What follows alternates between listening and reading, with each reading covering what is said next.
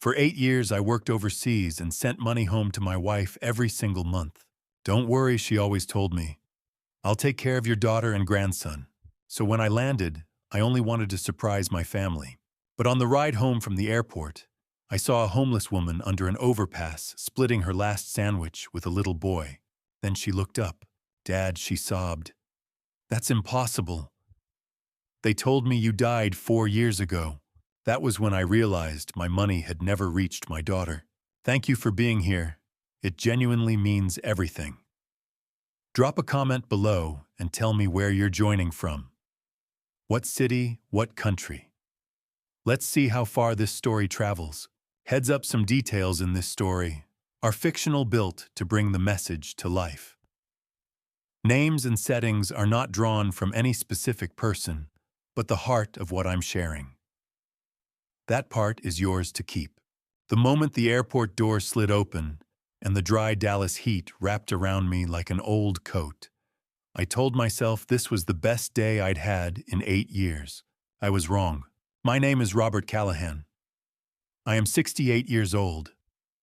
I spent the last 8 years working overseas contracts in London, then Frankfurt, then Singapore, sending money home every month, trusting that the people I left behind were being taken care of. I believed that because I needed to believe it, because the alternative was something I wasn't ready to look at. I didn't call ahead. I didn't warn anyone. I wanted to see my daughter's face when she opened the door, the real, unguarded version of it, not the one people put on when they know company is coming. I had been imagining that moment for months.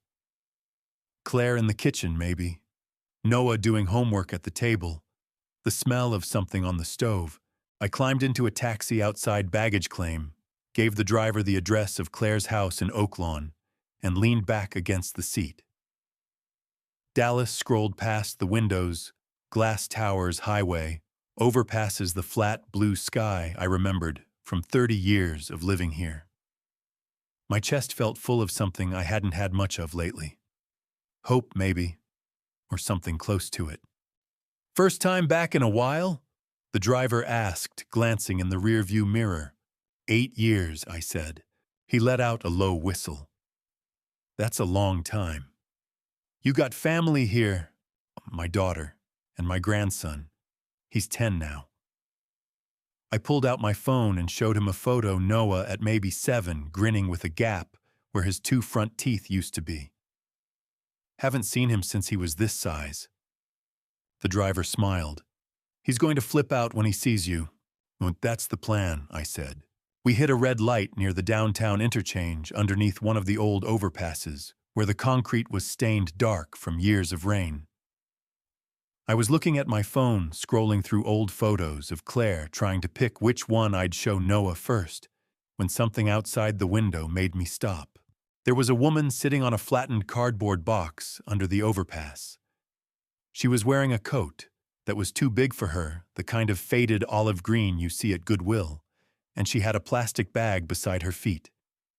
Her shoulders were curved inward, the way people hold themselves when they've spent a long time trying to take up less space in the world. She was holding a sandwich, the cheap kind wrapped in plastic from a corner store, and she was tearing it in half. The little boy beside her was watching her hands. She gave him the bigger half. I noticed the boy first. 10, maybe 11. Dark hair, a backpack that was too small for him, shoes, with a sole coming loose on the left foot.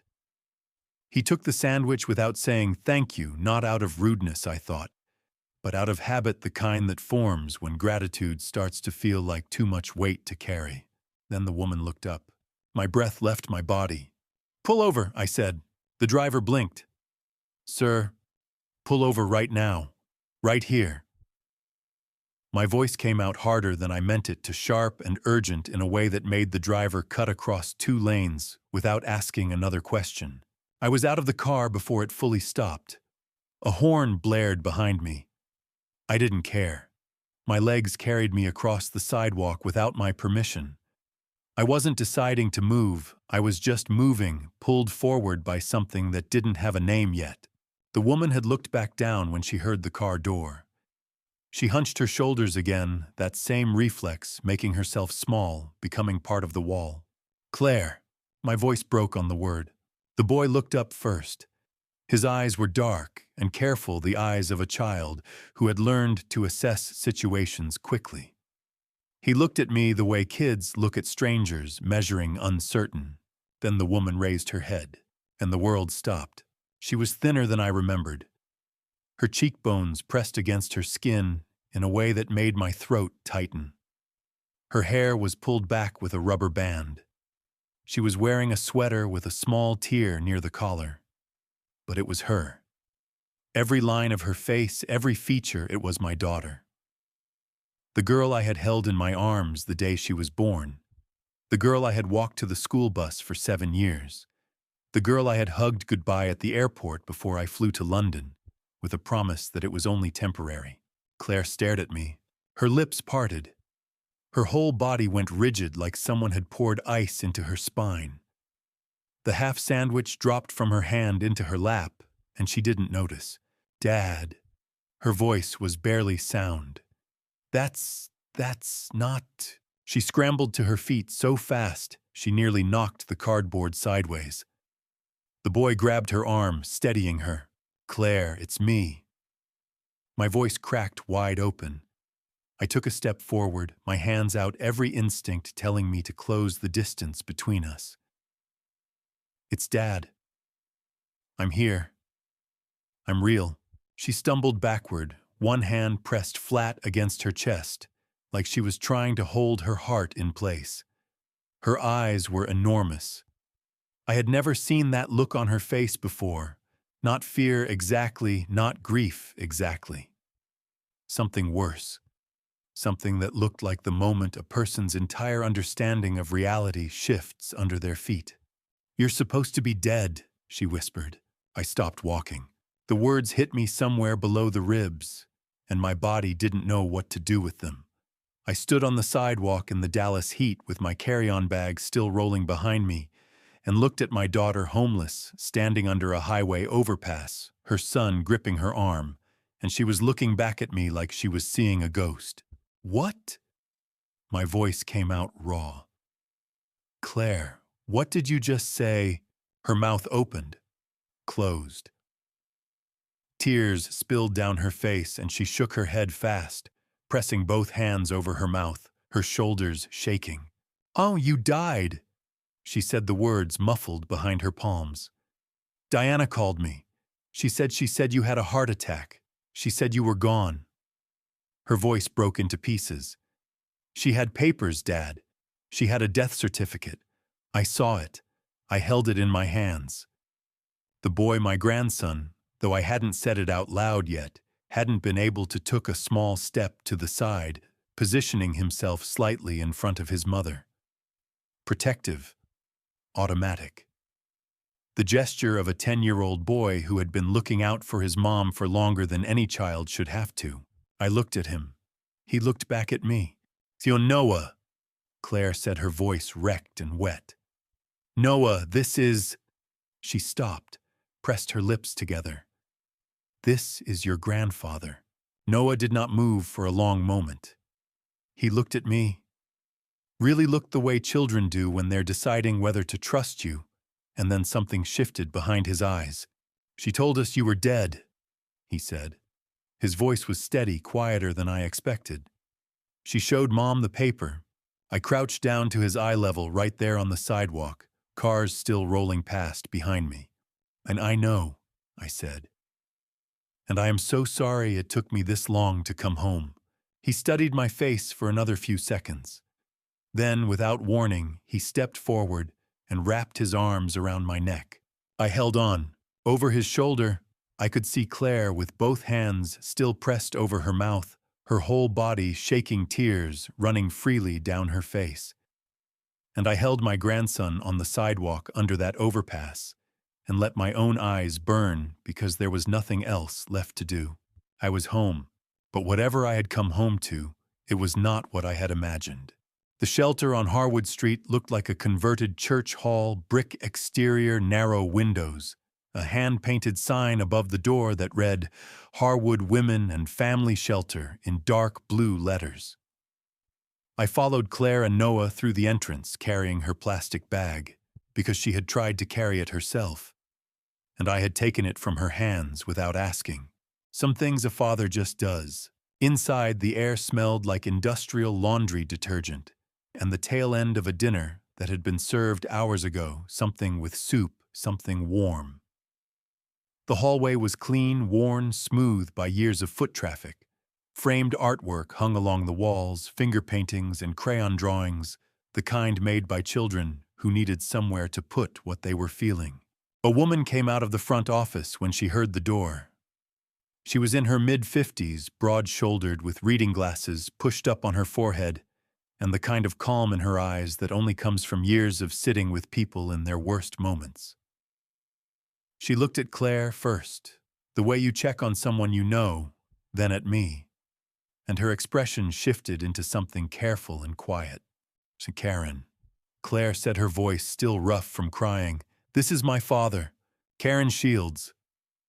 The shelter director, as Claire explained to me later, extended her hand. I shook it. Mr. Callahan, she said. She didn't say anything else, but the way she said my name told me she knew exactly who I was. She had probably heard about me before. I just didn't know in what context. Can we use the meeting room? Claire asked. Of course. Take all the time you need. Noah had already spotted a small common room down the hall, where 2 other kids were watching television. He glanced at his mother checking, and she gave him a small nod.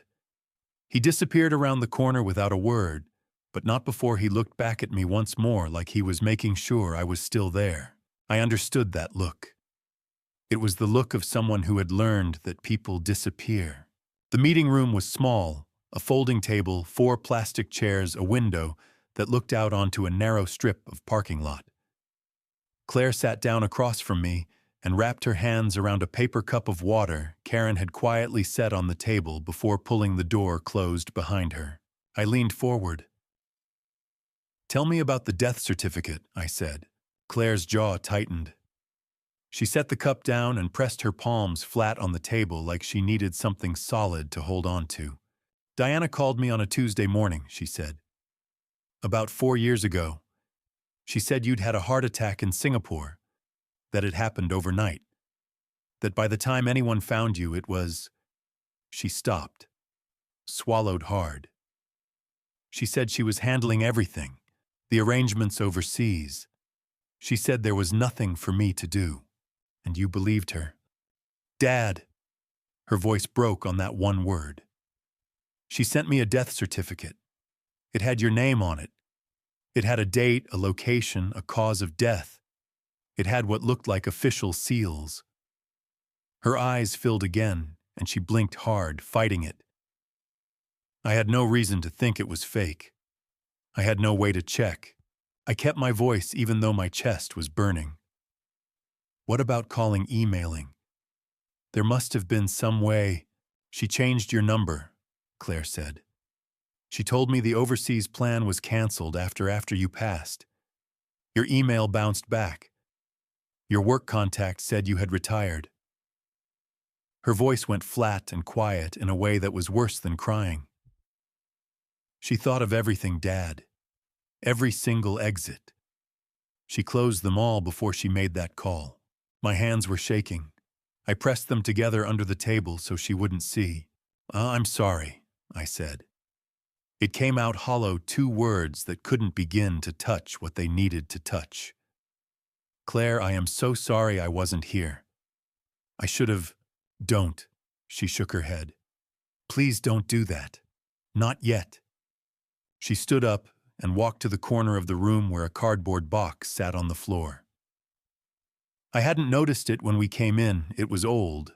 The corners softened with handling the flaps held together with a rubber band. She carried it to the table and set it in front of me. I looked at it. Open it, she said. Inside the box were letters. Dozens of them folded neatly, each one sealed, each one with a stamp pressed carefully into the upper right corner. The handwriting on the envelopes was Claire's. I recognized it immediately, the looping C, the way she always pressed too hard with the pen. I picked one up. The stamp had been peeled back slightly, then pressed back down. My throat went dry. "You wrote these to me," I said. "After Diana told me you were gone. I know it doesn't make sense." She pressed her lips together to keep them from trembling. "I knew you couldn't read them. I needed somewhere to put it. So I started writing. I wrote one every few weeks, sometimes more. I addressed them, I stamped them, I put them in the mailbox." Her voice broke apart at the edges. "They always came back. I thought it was because there was no one to receive them anymore. I kept them because I couldn't throw them away. I counted. I couldn't help it. I fanned through the stack like someone who needed hard facts to hold on to when everything else was dissolving. 47 letters. She intercepted them," I said. It wasn't a question. "She took them from the mailbox before the carrier picked them up." Claire nodded. Her chin was trembling now, her eyes red-rimmed and overflowing. "I figured that out after you showed up today. But back then I just thought the post office was returning them because the address didn't exist anymore." I reached into the box and picked up a letter at random. The postmark date was from 3 years ago. I unfolded it slowly. "Dad, Noah lost another tooth today. He wanted to put it under his pillow, but I told him we didn't have money for the tooth fairy this week. He said that was okay, that maybe the tooth fairy was busy. I cried after he went to sleep. I sold the little sapphire ring Mom gave me for my birthday to cover this month's power bill. I don't understand why I keep owing money I don't remember borrowing. I wish you were here. I wish I could call you. I miss you every single day. Love, Claire." My eyes burned. I folded the letter back along its creases. My hands were not steady, and I did not try to make them steady. I was in Singapore when you wrote this," I said. "I was sitting in a perfectly good apartment, eating perfectly good food, wiring money every month to an account Diana told me was yours." My voice came out rough and uneven. "I thought you were fine. I thought you were home." I know," Claire whispered. "I know that now." I put the letter back in the box. I sat back in the chair and pressed the heels of my hands against my eyes for a moment, and I didn't care if she saw me doing it. Then I looked up at her, at my daughter sitting across a folding table in a shelter, 47 letters in a cardboard box between us, and I said the only thing that mattered right then. "You are never sleeping here again after tonight. I promise you that." She looked at me across the table, eyes wet, jaw set in that stubborn way she had inherited from her mother, and for just a moment, despite everything, she almost smiled. But there was a question sitting at the back of my mind that hadn't let go since I'd opened my banking app on the taxi ride over, staring at the account number Diana had given me 8 years ago. 47 letters. But what about the money? Where had all of it gone? I checked Claire and Noah into the hotel room next to mine. 2 queen beds, a bathroom, with a door that locked a window with curtains that actually closed all the way. Noah ran his hand along the edge of the mattress like he was checking if it was real. Claire stood in the middle of the room and looked around with an expression I had never seen on her before. Not gratitude exactly, more like the careful, fragile look of someone who had forgotten what normal felt like and wasn't sure they were allowed to have it back. "Get some sleep," I told her. "Both of you." "Dad, tomorrow," I said. "We'll talk tomorrow. Tonight you sleep in a real bed." She nodded her chin, still trembling slightly, and I stepped out into the hallway and closed the door behind me. Then I went to my room, sat down at the desk, opened my laptop, and started pulling at the thread that had been pulling at me since the taxi. The money.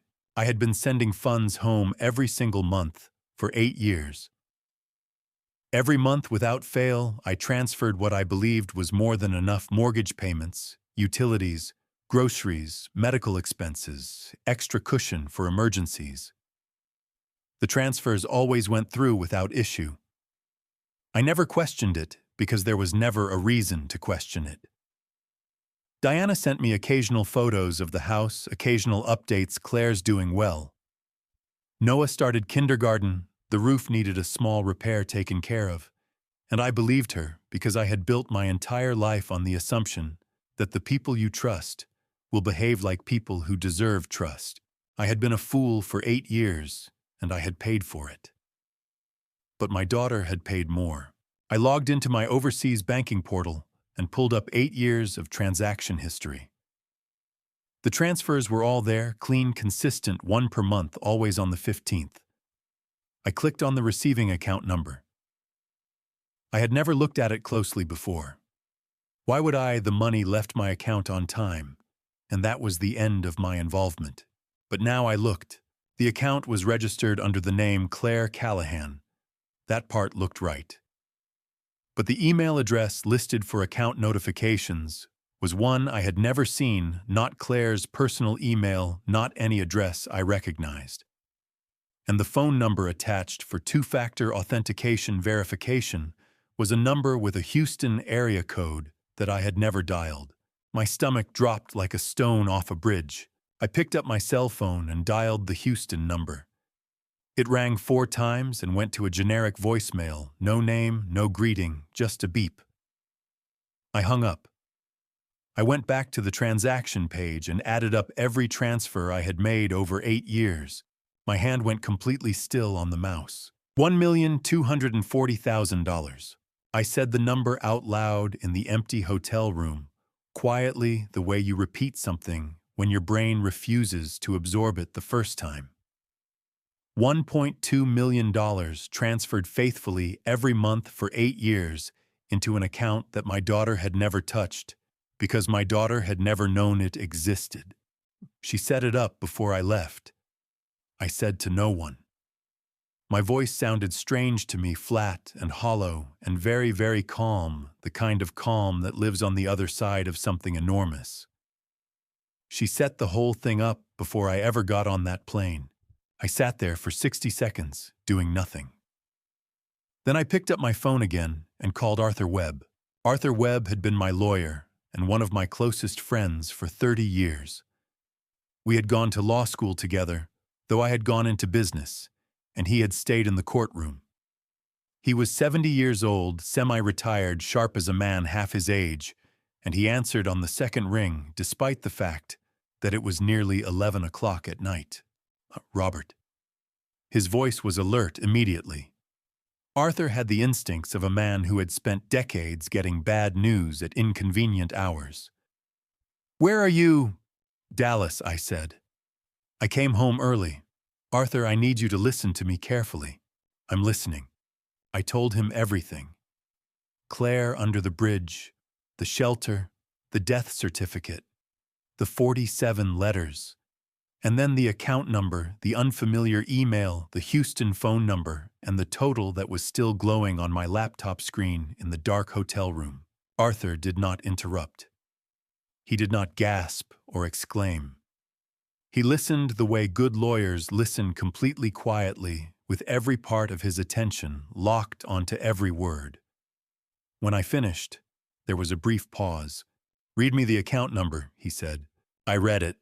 "And the email address on the account." "I read that too." Another pause. I could hear him writing. "Robert." His voice had shifted into a register I recognized, calm, precise, and carrying the specific gravity of a man who has just understood that something is very serious. "Do not touch anything in that account. Do not transfer, withdraw, or move a single dollar. Do not call Diana tonight. Do not contact the bank directly yet. Arthur, I mean it. Not a single move until I've looked at this." He paused. "Come to my office tomorrow morning, 7 o'clock. Bring whatever documentation you have, account statements, transfer records, anything." "What do you think happened?" I asked, though part of me already knew. "I think," Arthur said carefully, "that someone opened a fraudulent account in your daughter's name, redirected 8 years of wire transfers into it, and did it well enough that neither you nor your bank flagged it. He let that sit for a moment. That's a federal crime, Robert. Wire fraud, identity theft, financial elder abuse. If the person who did this is who I think it is, we are not talking about a family disagreement. We are talking about a criminal case. My jaw tightened so hard it ached. She was my wife. I know, Arthur said. His voice softened slightly, not enough to lose its edge, but enough to remind me he had known me for 30 years. Get some sleep if you can. I'll see you at 7. I hung up. I closed the laptop. I sat in the dark for a long time, looking at nothing, my hands resting flat on the desk in front of me. 8 years. All of it, every transfer, every month, every dollar I had, believed was keeping her safe, flowing into a ghost account while she slept on concrete. I had never felt more awake in my life, and I had never felt more sick. I had not slept. Not really. I had lain on the hotel bed in my clothes and stared at the ceiling for a few hours, while the numbers kept rearranging themselves in my head. 1.2 million, 8 years, every 15th of the month, like clockwork. Like a machine, like a man who trusted the wrong person completely. At 6:30, I was already in the elevator. Arthur Webb's office was on the 14th floor of a building on Commerce Street that had been there since the 1980s, solid, slightly old-fashioned, the kind of place where the carpet had been replaced twice, but the oak furniture never had. Arthur had worked out of the same set of rooms for over 2 decades, and walking in felt the way it always had, like walking into the office of a man who had seen enough of the world to stop being surprised by most of it. He was already at his desk when I arrived. 2 mugs of coffee sat on the table, black, no sugar, the way we had both been drinking it since law school. He looked up when I walked in, and his eyes moved over me the way a doctor's eyes move, checking without commenting. "You didn't sleep," he said. "No. Sit down." He pushed one of the mugs toward me. "Before we get into everything, I want to tell you what I found out overnight. Then you can react however you need to." I sat down and wrapped both hands around the mug. "Go ahead." Arthur opened a folder on his desk.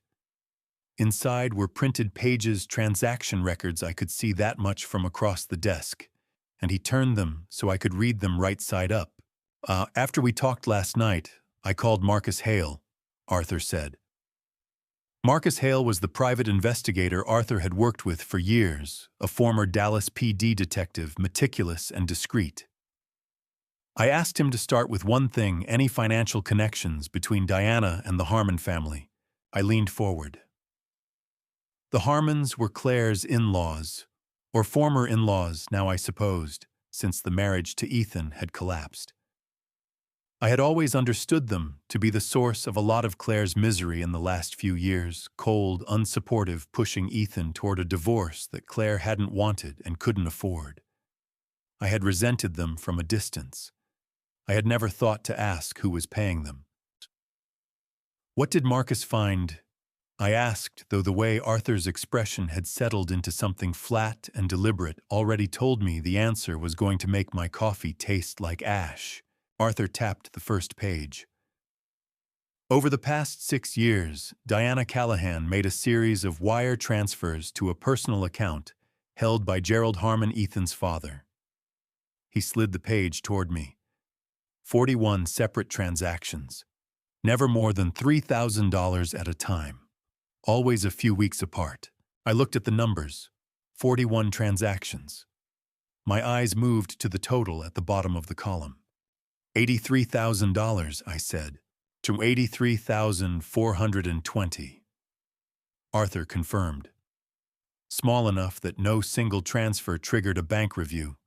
Spread out enough to look like informal family support if anyone glanced at it casually. He sat back in his chair. "But Marcus pulled Harmon's corresponding bank records. Those transfers don't match any regular expense pattern. They came in, and within 2 or 3 weeks they went right back out to other accounts. Rental payments. A boat loan that Gerald Harmon shouldn't have been able to afford. A home renovation." My fingers tightened around the mug. The heat of it burned my palms, and I didn't care. "How she paid them," I said. My voice came out lower than I intended, rough at the bottom. "She paid the Harmons to go after Claire." "That's what the money pattern suggests," Arthur said carefully. "We can't prove intent from transfers alone, not yet. But combined with everything else you've told me, the picture is becoming very clear." He folded his hands on the desk. Robert, the Harmons weren't acting on their own instincts. Someone was funding their behavior, giving Ethan's family financial relief in exchange for their cooperation in isolating Claire, pressuring the marriage, cutting off her support systems. His voice stayed even professional, but I had known Arthur long enough to hear the anger underneath it. "Diana didn't do this alone. She built a structure around your daughter and paid people to hold it in place." I stood up. I couldn't help it. My legs needed to move because sitting still while absorbing that felt physically impossible. I walked to the window and looked out at Commerce Street, 14 floors below the morning traffic, already building Dallas, going about its ordinary Tuesday like none of this was happening. "They took money from her," I said. My throat felt like something was lodged in it. Claire was struggling selling her mother's jewelry to pay debts she didn't even know weren't hers, and the Harmons were sitting on $80,000 that Diana paid them to make sure no one helped her. "Yes," Arthur said simply. There was no softening it, and he didn't try. I turned back from the window. My jaw was clenched so hard my back teeth hurt. What do we do?" "We keep building the case," Arthur said. "The financial records Marcus pulled last night are a start, but we need more. We need to trace the full money trail, all of it, not just the Harmons. And there's something else I want to look at today." He picked up a second folder from the stack on his desk. "The house." I blinked. "What about the house?" Arthur looked at me steadily. "You told me on the phone that Diana said the bank foreclosed on the property after Claire fell behind on payments. That's what she told me, yes, about 3 years ago. I had Marcus run a preliminary title search this morning," Arthur said. He opened the second folder but kept his hand flat on top of the page so I couldn't read it yet. His eyes were watching my face carefully, the way you watch someone's face when you know what you're about to say is going to hurt them and you want to be ready. "Robert, when did you last speak directly to anyone at the mortgage company, not through Diana, directly?" The question hit me like a bucket of cold water. I never did," I said slowly. "Diana handled all of it. She said she'd managed the communication, tried to negotiate, but there was nothing she could do." I felt something cold beginning to spread through my chest. "Arthur, what did Marcus find?" Arthur lifted his hand from the page. I looked down at the title search result. My eyes moved straight to the current owner of record line. The name there was not a bank. It was not a mortgage company. It was not Claire's. My legs went unsteady beneath me, and I grabbed the edge of the desk to keep from stepping backward. The words on the page blurred slightly before my eyes refocused, and there it was, sharp and unmistakable, in plain black ink on a government property record. "That house was never foreclosed on," Arthur said quietly. "It was transferred, and we need to find out exactly how and exactly when before we do anything else." Arthur drove.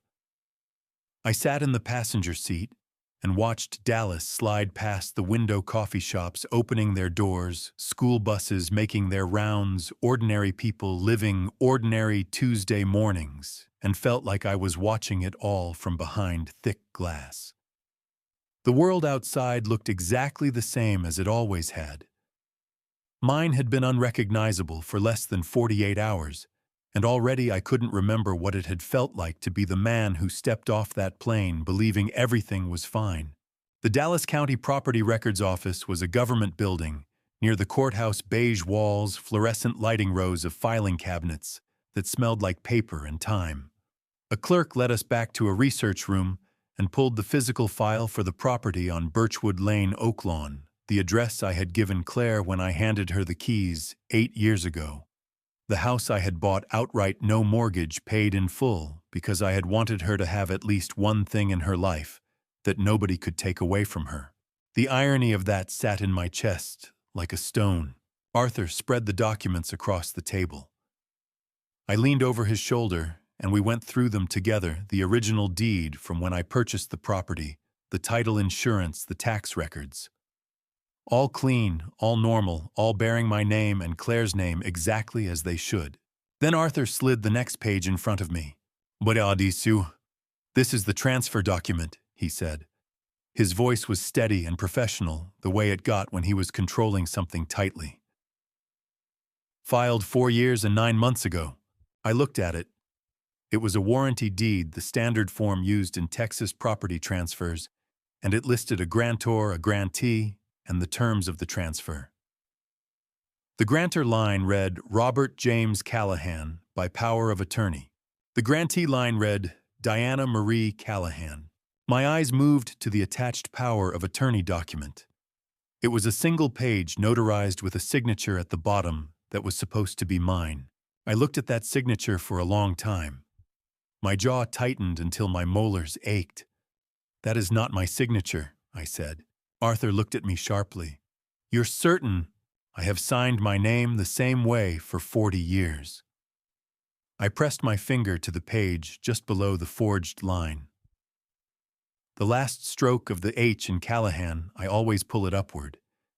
It's a habit from grade school. My third-grade teacher made me practice cursive until it was automatic. I tapped the document. This one goes down and curves left. Whoever forged this was close, but not close enough. Arthur pulled out his phone and photographed every page. His movements were quick and precise, and I could see the controlled energy in them, the look of a man who had just found the cornerstone of a criminal case and was being very careful not to let himself feel it yet because there was still work to do. Nakicha, the notary signature, I said, pointing to the stamp at the bottom of the power of attorney. How does Diana get a notary to certify a document with a forged signature? Arthur straightened up and looked at me. It happens more than people think. A notary public in Texas is required by law to verify the identity of the person signing in front of them. But some notaries, particularly ones operating at the fringes, will certify documents for cash without proper verification. His expression hardened. It's called notary fraud, and it is itself a crime. The person who notarized this document is also potentially liable. He tapped the stamp on the page. Marcus will find out who this notary is by this afternoon. And the real estate agent who processed the transfer, I asked, because the transaction page showed a broker commission had been paid. Arthur checked the bottom of the transfer document. Sandra Cole, licensed Texas real estate broker, Uptown Dallas. He wrote the name down. We'll need to speak with her. I straightened up and stepped back from the table. My chest was so tight it was difficult to draw a full breath. I pressed both fists against the edge of the table and stared at the warranty deed, Diana's name where Claire's name should have been achieved, through a forged signature on a document I had never seen, never signed, and never authorized. She did all of this, I said, and my voice came out shaking in a way I hadn't intended and couldn't stop. While I was sitting in Singapore wiring money home every month believing I was a decent father, she was here dismantling everything I built for my daughter piece by piece, and the whole time she was sending me updates and photos, and I was thanking her for taking care of things. Robert. My daughter slept under a bridge. My voice cracked completely on the last word, and I didn't try to hold it together. My eyes burned, and I let them burn. She gave a 10-year-old boy half a sandwich because there wasn't enough for two. And Diana was living in that house. My house. The house I paid for so Claire would always have somewhere safe. I pressed the back of my hand against my mouth for a moment and breathed. What kind of person does this? Arthur put his hand on my shoulder. Brief, firm, the gesture of a man who had known me 30 years and understood that I didn't need words. Right then, I needed someone to stand beside me. A calculated one, he said quietly. Which means she made mistakes, and we are going to find every single one of them. We left the records office just before noon. On the drive back, Arthur called Marcus and relayed the notary information. I stared out the passenger window and made myself think practically next steps evidence documentation, because the alternative was a grief and rage so large, I didn't know what it would do to me if I let it out fully in the front seat of Arthur's car. When we pulled up outside the hotel, I checked my phone. Claire had texted Noah, and I are coming by after school. He has something he wants to show you. I read it twice. Something he wants to show you. I didn't know what that meant. I didn't know that in a few hours I would be sitting in my hotel room listening to a recording that would change everything about the case we were building a recording. Made by a 10-year-old boy who had been carrying it in his backpack for over a year, not fully understanding what he had, only understanding that it mattered. I texted back, "We'll be here. Come whenever you're ready." Then I went upstairs to wait. They arrived at 4:30, just as the afternoon light was going gold through the hotel window. I heard the knock and opened the door, and there was Noah with his backpack still on, and Claire standing slightly behind him, one hand resting on his shoulder. She looked better than the night before. Her hair was down. She had found a clean sweater somewhere, and the raw red around her eyes had faded to something softer. Not healed, not yet, but resting. "Hey, buddy," I said to Noah. "Hey." He stepped inside and looked around the room with the quick, efficient scan of a kid who had learned to assess new spaces fast. His eyes landed on the window, then the desk, then the second chair. "Can I sit there?" "You can sit anywhere you want." He dropped his backpack next to the chair and sat down. Claire came in behind him and perched on the edge of the bed, tucking one leg underneath her. I pulled the desk chair around, so the three of us formed something close to a circle. "Your mom said you had something to show me," I told Noah. He nodded, but he didn't move right away. He looked at his hands for a moment, and I noticed something in that pause, something deliberate for a 10-year-old, the look of someone choosing how to begin something they had been rehearsing. "Last year," he said slowly, "we were still at the old house. Grandma Diana." He stopped, his upper lip pulling back slightly, like the name tasted bad. "She came over with a lady. I didn't know the lady's name. They went into the kitchen and closed the door." "Okay," I said carefully. "What happened?" "Shy. I was doing homework at the table in the hallway right outside the kitchen. My jacket was hanging on the hook by the door."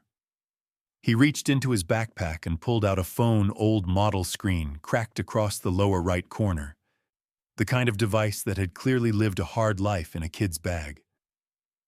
This was Mom's old phone. I used it to play games sometimes. The voice recorder app was open. I must have hit it by accident when I put the phone in my jacket pocket. He turned it over in his hands. I didn't know it was recording until later.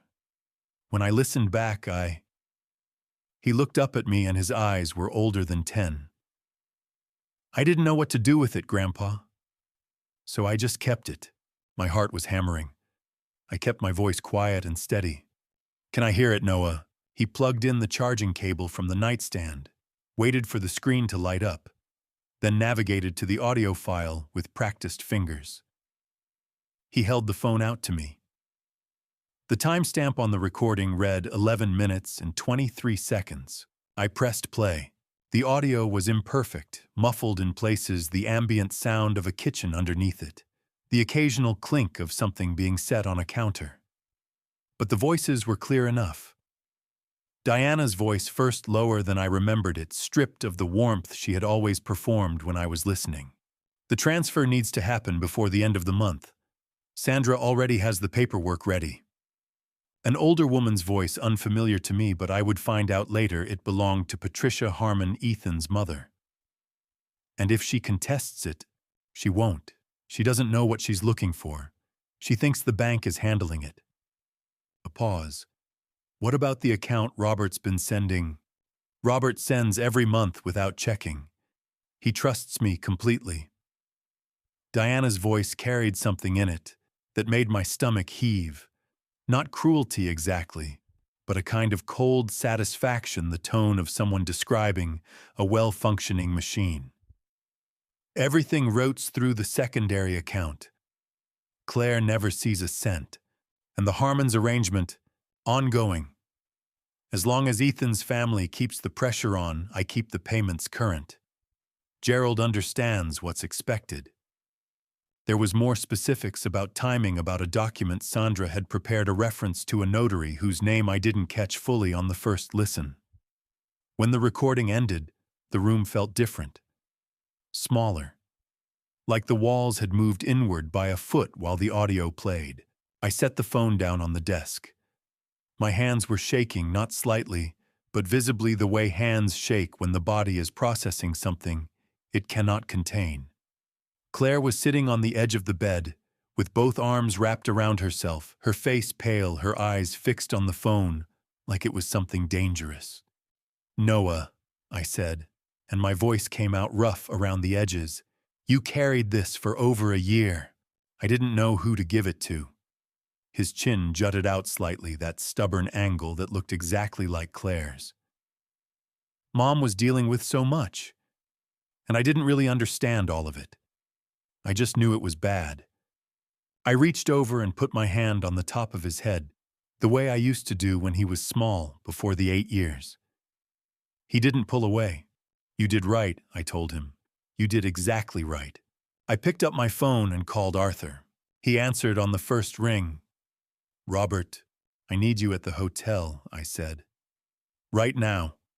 Bring your recorder." 20 minutes later, Arthur was sitting in the chair Noah had vacated, phone placed flat on the desk, listening to the full 11 minutes and 23 seconds without moving a muscle. Claire sat beside me on the edge of the bed. Noah had gone to the small table by the window with a granola bar from the minibar, and his homework giving us space with the instinctive tact of a child who had spent too long reading adult rooms. When the recording ended, Arthur sat forward and picked up his own phone. His jaw was tight, his eyes sharp. "I need to be honest with you about this," he said, looking between me and Claire. "Texas is a one-party consent state for recordings. That means if one person in a conversation agrees to be recorded, it's legal.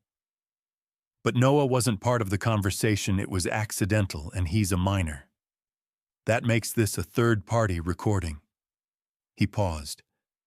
"It cannot go directly into a criminal trial as standalone evidence, but—" He held up one finger before I could react.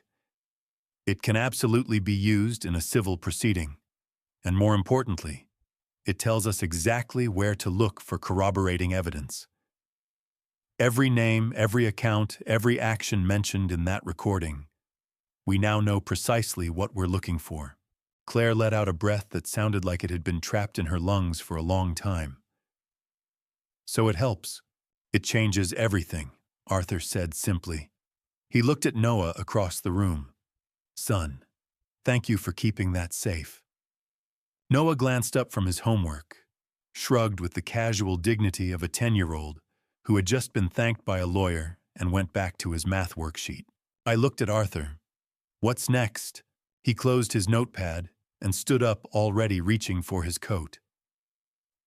"Tomorrow morning, Marcus is pulling Diana's full background, not just the financial history, but everything before she came to Dallas."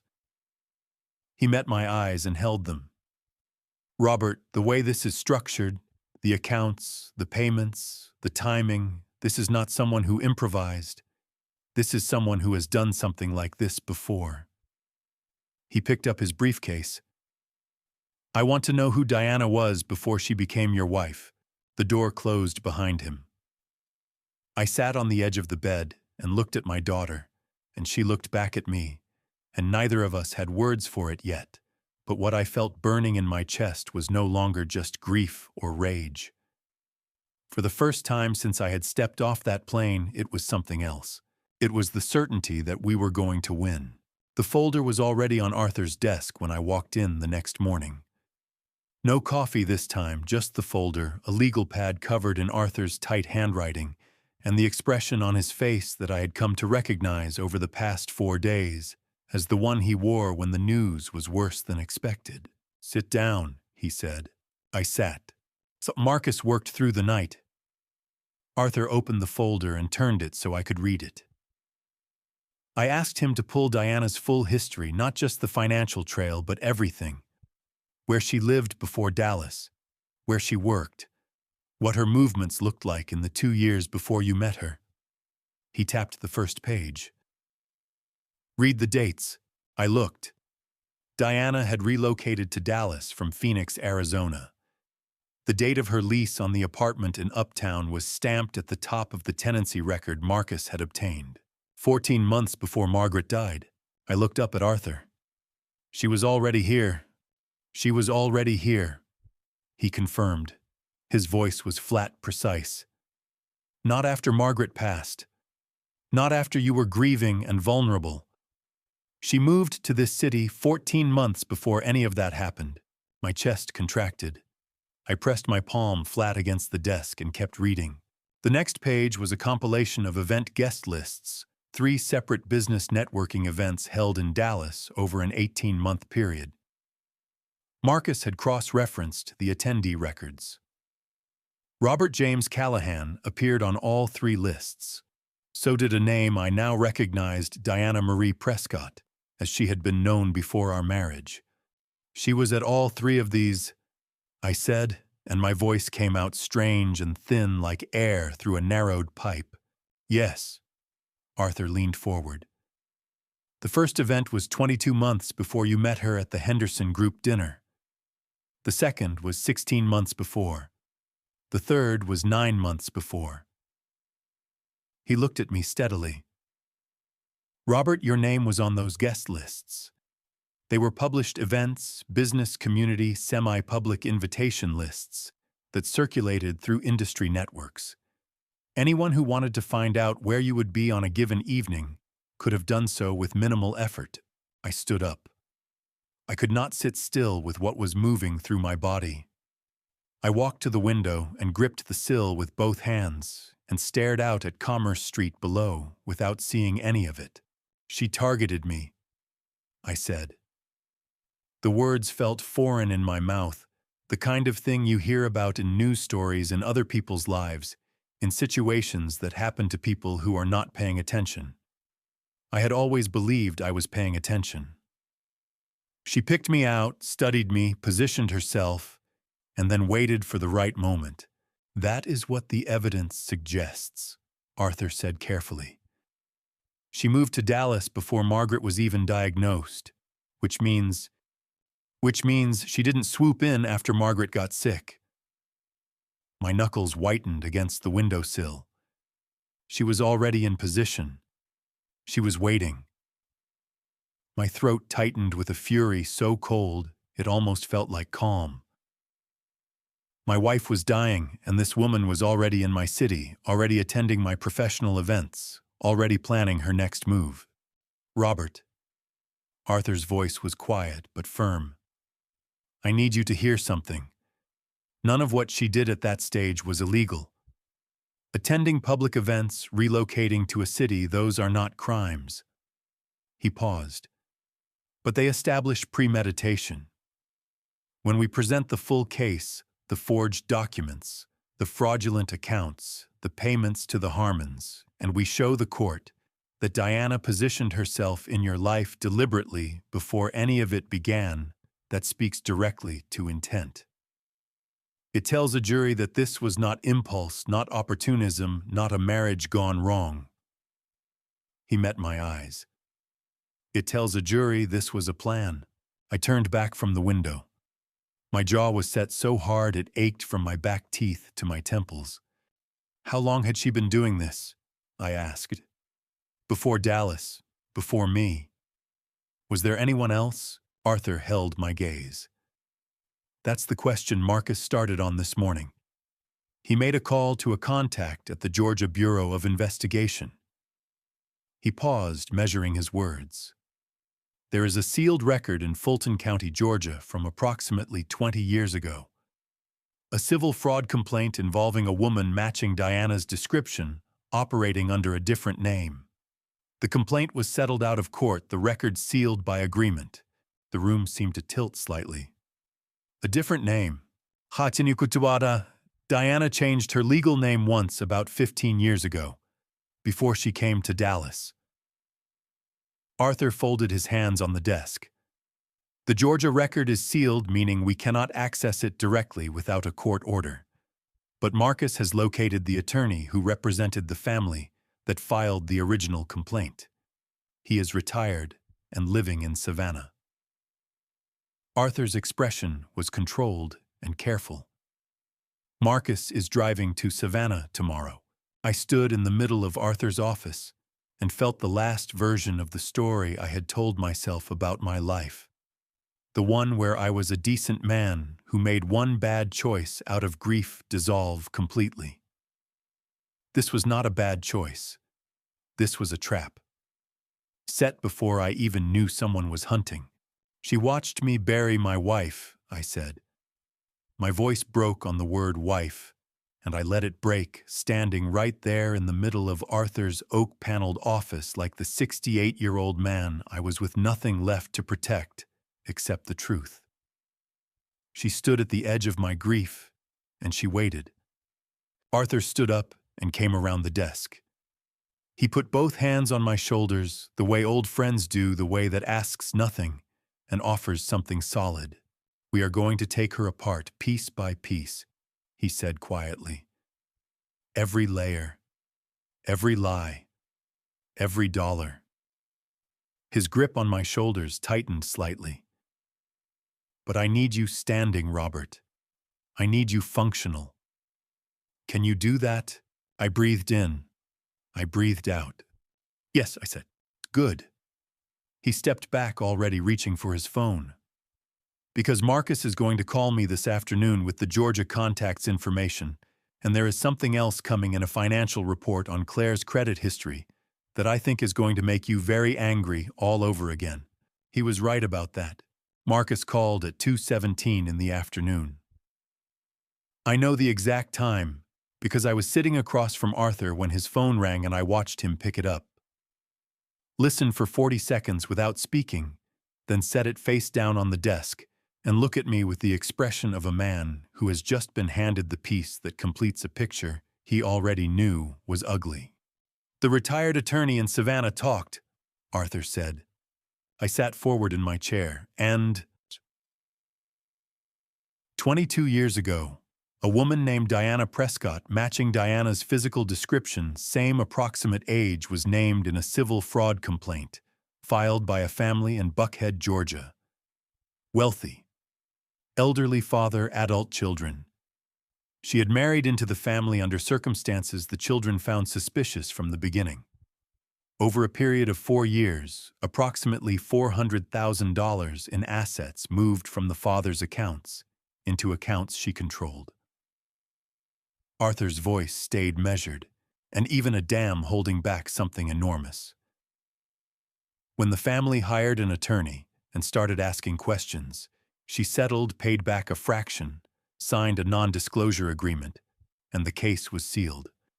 Then she disappeared from Georgia entirely. My mouth had gone dry. She changed her name within 18 months of the settlement. Diana Prescott became Diana Voss, then, a few years later, after moving to Phoenix. Diana Voss became Diana Carroll through a brief second marriage that lasted 14 months. Arthur leaned forward. When she married you, she became Diana Callahan. Robert, you were not the second. You were at minimum the third. The words landed in my chest, like something physical. I pressed my fist against my sternum and breathed through it. She practiced on other families before she got to mine, I said. My voice came out hollow and tight. She refined the method. She got better at it. The Georgia case tells us she has been doing this for over 2 decades, Arthur said. Which means under Rule 404B of the Federal Rules of Evidence prior bad acts, a prosecutor can argue this pattern to a jury. It's not just your case anymore, Robert. It is a pattern of predatory behavior across multiple victims, multiple states, multiple identities. He picked up his pen. That changes the sentencing exposure significantly. Before I could respond, his assistant knocked and came in with a printed report, the credit analysis Marcus had requested on Claire's financial history. Arthur thanked her and slid it across the desk to me without preface. I picked it up. My eyes moved down the columns. 4 personal loans opened in Claire's name over a 3-year period, lenders in 3 different states, all using Claire's social security number, none at her actual address. 3 credit cards opened, online statements going to a P.O. box I had never heard of.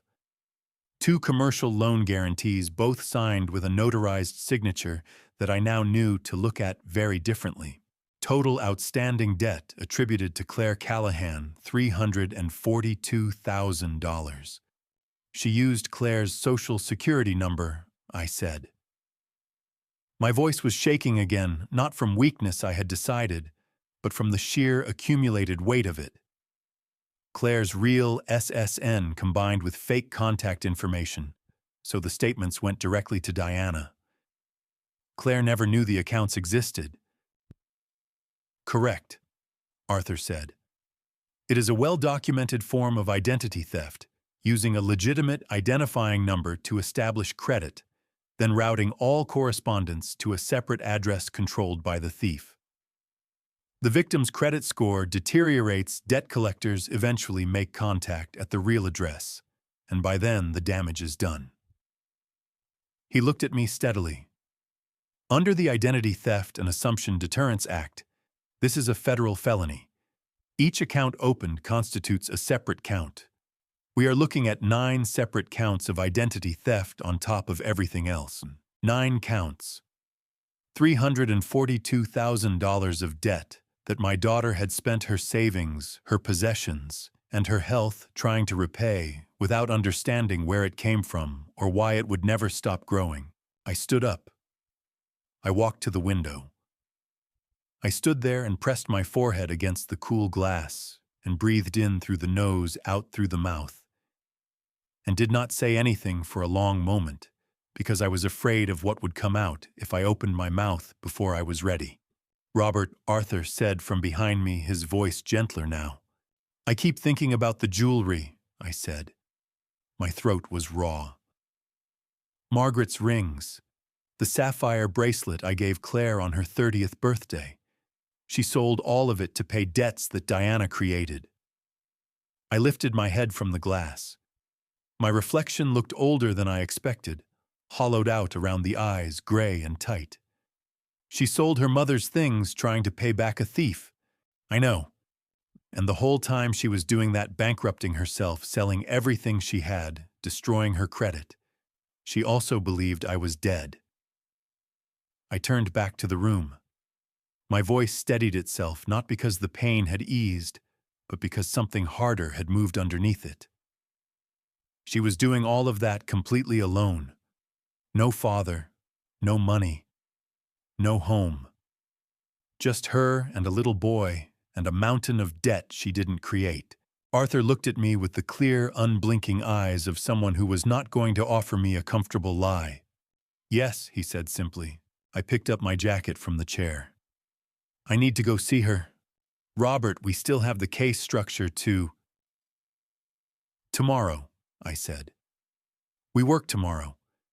Tonight I need to sit across from my daughter and ask her something I should have asked days ago. I buttoned my jacket and reached for the door. I need to ask her what it actually looked like. Those last months before she ended up under that bridge. I need to hear it from her, not from a financial report. Arthur nodded slowly.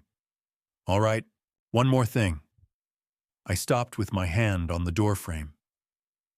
The 9 counts of identity theft, the wire fraud, the forgery, The property transfer, the payments to the Harmons, the sealed Georgia case, the fake death certificate. I looked back at him. When this goes to trial, I want every single one of those on the table. Every count, every dollar, every year. Arthur met my eyes. His expression was the steadiest thing in the room. Every single one, he said. I walked out into the hallway and let the door close behind me. The elevator was slow in coming, and I stood in front of it with my hands in my pockets and my jaw tight and my heart somewhere between shattered and resolved, because I was done grieving what Diana had taken. I was ready to take it back. Before I tell you what Claire had been hiding for over a year, what she sold, what she lost, what she never told anyone, leave a comment with just one word: still here. Let me know you haven't walked away yet. Quick note: parts of this story include fictional details added to deepen the telling. If you'd rather not continue with that in mind, now's a good time to pause, and I completely understand. Karen Shields met me at the shelter door that evening with the look of a woman who had been expecting me, not surprised, not unwelcoming, just steady in the way that people who work with broken families learn to be steady. She's in the back room," Karen said. "Noah's in the common area with the other kids. He seems good tonight." "Thank you," I said, "for everything you've done for them." Karen nodded. Once the nod of someone who does not need to be thanked, because the work is its own reason. She led me down the hallway and knocked twice on the door of the small meeting room, then stepped aside. Claire was already sitting at the table when I came in. She had a cup of tea wrapped in both hands, chamomile by the smell of it, and she looked at me with eyes that were tired in a deep, structural way, the kind of tired that sleep alone cannot fix. But she sat up straighter when I walked in, and that small act of straightening told me more about her character than anything else I had seen in 5 days. My daughter, still standing up even after everything. I sat down across from her and didn't waste time on preamble. "None, I want to know what the last year looked like," I said. "Before the shelter, before the bridge. I want you to tell me what you actually went through." Claire curled both hands tighter around the mug. Her jaw moved like she was chewing on where to begin. "You sure you want to hear all of it?" she asked quietly. "Every word." She took a breath and started talking. The debts began showing up about 3 years ago. Letters from collection agencies, statements from accounts she didn't recognize, phone calls from lenders she had never heard of. At first she thought it was a mistake, some kind of clerical error. She tried disputing them. She called the lenders and explained she hadn't opened those accounts. But the accounts all had her social security number, her name, her date of birth. The signatures on the applications looked like hers close enough that even she second-guessed herself looking at them. "I didn't have money to hire a lawyer," she said, and her voice was flat and matter-of-fact in the way that people get when they've accepted a wound they can't afford to keep reopening. "And there was no one to help me figure out what was happening. Ethan's family made it very clear that the financial problems were my problem. Ethan..." She stopped. Her fingers whitened around the mug. "He just said I needed to handle it." "So you handled it," I said. "I handled it." She looked at the table. "I sold the car first, the Honda. I got $4,000 for it and paid off the smallest account. Then I thought maybe that would stop the bleeding." Her voice dropped slightly. It didn't. There were more letters the next month. Different accounts. Different lenders. She kept going, and with every sentence the vice around my chest tightened another turn. She sold the dining table and the bookshelves to a second-hand shop on Greenville Avenue.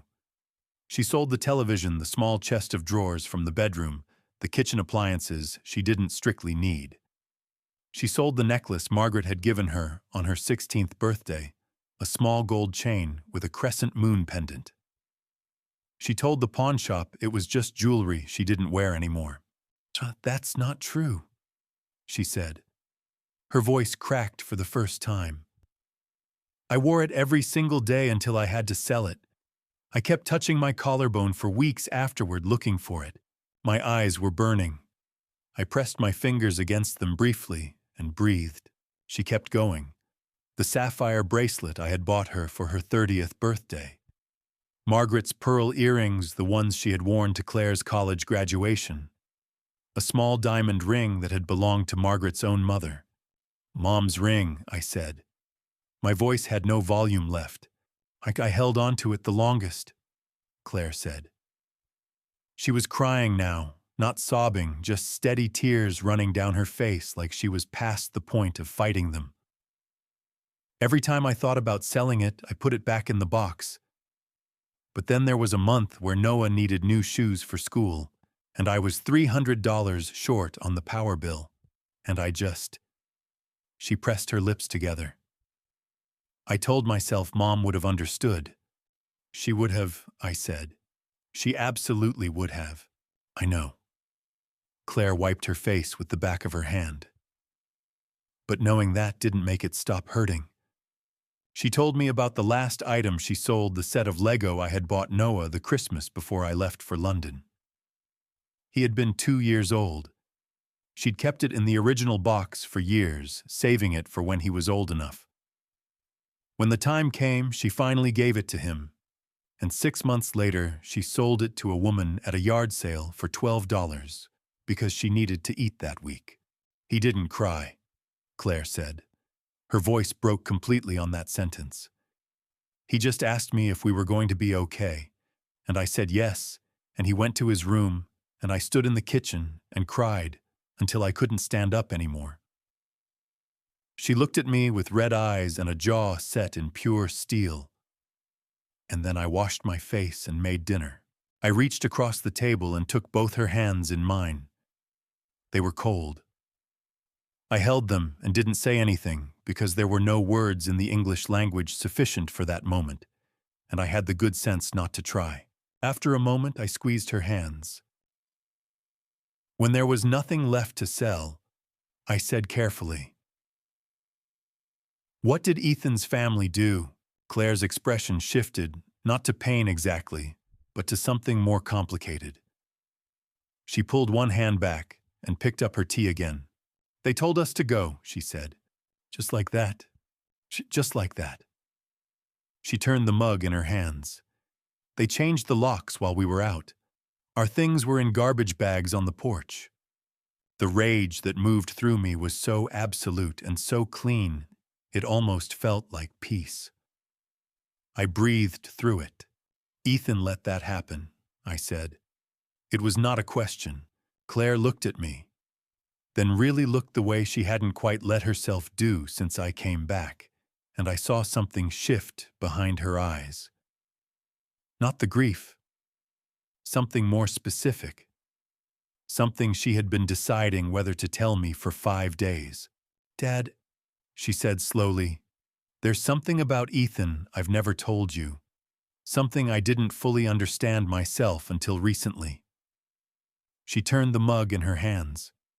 "When the debts first started showing up, the collection letters, the accounts I didn't recognize, I went to Ethan. I showed him everything. I asked him to help me figure out what was happening." Her jaw tightened. "He told me not to worry about it, that it was probably a clerical error, that I should let him handle it." She paused. "He never handled it. And a few weeks later, his father called and said they needed us out of the house." Her eyes met mine. "I think he already knew, Dad. I think he knew exactly where those debts came from, and he chose his family over us." She opened her mouth to say more, and then Karen knocked at the door and said Noah was asking for her. Claire stood pressing her lips together, the rest of whatever she'd been holding back folded back down behind her eyes. I carried what she had said back to the hotel that night like a stone in my coat pocket. She thought Ethan had known. Tomorrow I decided I would find out exactly how much. Arthur was already on his second cup of coffee when I arrived. 3 dense pages of notes covered his legal pad, and beside it sat a thin folder with a post-it reading Harmon E. in his compressed script. "Marcus found something on Ethan," I said. Not a question. "Sit down first," Arthur said. I sat. Marcus tracked down Dennis Harmon, Ethan's first cousin, estranged from the family, 6 years after a business dispute with Gerald. Lives in Fort Worth now, no contact with the Harmons, no reason to protect them. Arthur looked at me over his glasses. He talked. What did he say? 5 years ago, Ethan told Dennis in confidence that a woman connected to his wife's family was quietly helping with financial pressure the Harmons were under. Dennis didn't know the details, only that Ethan described it as someone helping the family in exchange for keeping things smooth on their end. Arthur set the folder down. Dennis called it a bribe. He told Ethan it was wrong. Ethan told him to mind his own business. That was the last real conversation they had. My hands tightened on the chair arms until my knuckles ached. So Ethan knew Diana was paying his family, I said, and he knew why. He knew enough, Arthur said. Maybe not the forged documents or the stolen accounts, but he knew money was coming from Claire's side of the family tied to keeping pressure on the marriage. He accepted it and said nothing. His voice went carefully neutral. In a civil context, that's potentially actionable as conspiracy, particularly if we show personal benefit. Did he benefit? The Harmons boat loan Gerald's name on the note, but the vessel is registered as shared property between Gerald and Ethan. Arthur looked at me steadily. Ethan got a boat out of this. Something cold and absolute settled in my chest. I had never trusted Ethan. There was always a softness in his convictions, a habit of choosing comfort over character. But distrusting a man and learning he watched his wife being systematically destroyed while quietly accepting a share of the proceeds were two entirely different things. "I want to talk to him," I said. "Robert, not to threaten him. I want to look him in the eye." I kept my voice level. "Marcus has the address." Arthur wrote it on a separate sheet and slid it across without argument. He knew me well enough to recognize the conversations a lawyer cannot have on a client's behalf. I stopped at the shelter at noon. Noah was in the courtyard playing basketball with 3 other kids, moving with the loose-limbed energy of a boy slowly remembering what it felt like to be 10. Claire sat on a bench watching him, and when she saw me, she patted the space beside her. We watched him play. He made a shot and spun around with both fists raised, grinning like the world owed him nothing. Claire laughed short and bright and completely real, the first genuine laugh I had heard from her since I came back. It landed somewhere behind my sternum and stayed there warm and aching at once. "He looks like you at that age," I told her. "Same arms. Same total lack of humility when he scores." She laughed again, softer. "He's going to be okay, isn't he?" "He's already okay," I said. "Look at him." She leaned her head against my shoulder for just a moment, brief the way adults allow themselves small gestures they've nearly forgotten how to take, then straightened back up and watched her son race down the court with his arms wide open. Ethan Harmon was renting a 2-bedroom in Mesquite, east of Dallas. Same floor plan as every house on the block lawn, trimmed to exactly HOA standard. I rang the doorbell at 6:30. He answered on the second ring, 39 years old, and looked older. Shorter hair, deeper lines around his eyes. He looked at me and went still, not surprised, but braced. The expression of a man who has been waiting for something unpleasant to finally knock. "Mr. Callahan," he said. 10 minutes, I said. "That's all." He stepped back and let me in. Sparse furniture, couch, television, kitchen table with 2 chairs. A child's drawing pinned to the refrigerator with a magnet. Noah's. He had kept one of Noah's drawings. I sat at the table. He sat across from me, folded his hands, and looked at the surface between us. "You knew," I said. Not everything, but enough. He didn't deny it. His jaw tightened. He exhaled slowly. I knew money was coming from Diana's side. I knew my father was... He stopped. I told myself families help each other in complicated ways. His voice came out hollow. I told myself it would stop. Might it didn't stop, I said. It got worse every year. And while it was getting worse, your wife was selling her dead mother's jewelry to cover debts that were never hers. His face contracted, eyes red at the rim's voice, cracking at the edges. I didn't know it had gone that far. You didn't want to know. I kept my voice level because anger lets people off too easily. That is a very different thing. He looked up and said nothing, because nothing was left to say. One tear moved down his face. He wiped it quickly with the back of his hand jaw tight with shame, wearing the mask of composure. I'm sorry, he said, for whatever that's worth. I stood. It's worth something, I said. Not enough. But something. I drove back with the radio off October air cold through the cracked window. My phone rang as I merged onto the highway. How did it go? Arthur asked. The way it needed to. What's up, Mo? I got a call from a man named Franklin Cross. He says he was Margaret's private attorney, not your shared firm. Her own lawyer separately retained. A pause. He says he has something belonging to Clare. He's been holding it for 8 years. My grip tightened on the wheel, the Dallas skyline glittering ahead in the dark. 8 years, I said. Why now? He said he was waiting for the right moment. Another pause. Robert, he used a specific phrase. He said Margaret told him to wait until someone was standing beside Clare who could actually make use of it. The back of my neck prickled with something between hope and dread, the feeling of a door you didn't know existed beginning slowly to open. Set up the meeting, I said. Franklin Cross's office was in a building on Knox Street that looked like it had been there since before Dallas had highways. 3 stories of dark brick, a brass nameplate beside the door that had been polished so many times. The letters were slightly soft at the edges. The elevator was slow and paneled in wood, and Arthur and I rode it to the 2nd floor without speaking, both of us knowing that whatever was waiting in that office had been waiting for 8 years and could hold for another 30 seconds. Franklin Cross himself answered the door before we could knock. He was 75 years old and built like a man who had spent that time doing something purposeful with it. Broad shoulders, slightly stooped, now white hair, neatly combed, a handshake that was still firm. His eyes were gray and very clear, the kind of eyes that had seen enough of human behavior to stop being rattled by most of it.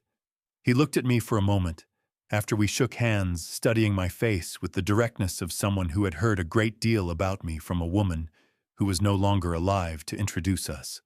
Your wife spoke about you often, he said. Come in. His office smelled like old books and coffee.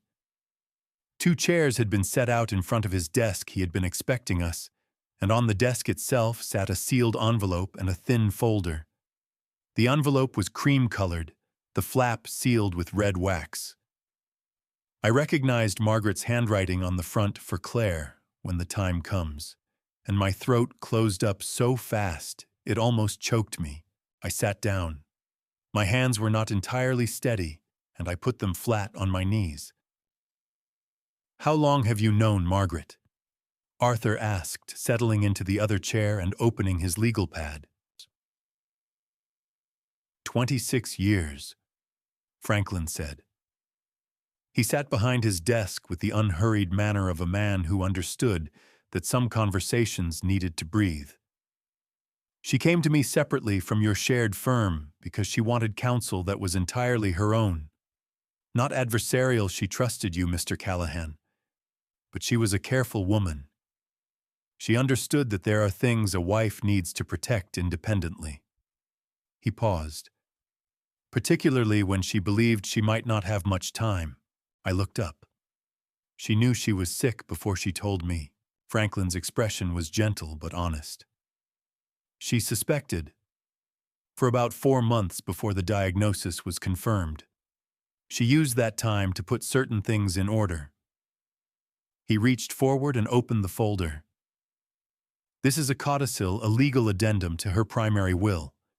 It was drafted, witnessed, and notarized independently of your joint estate documents.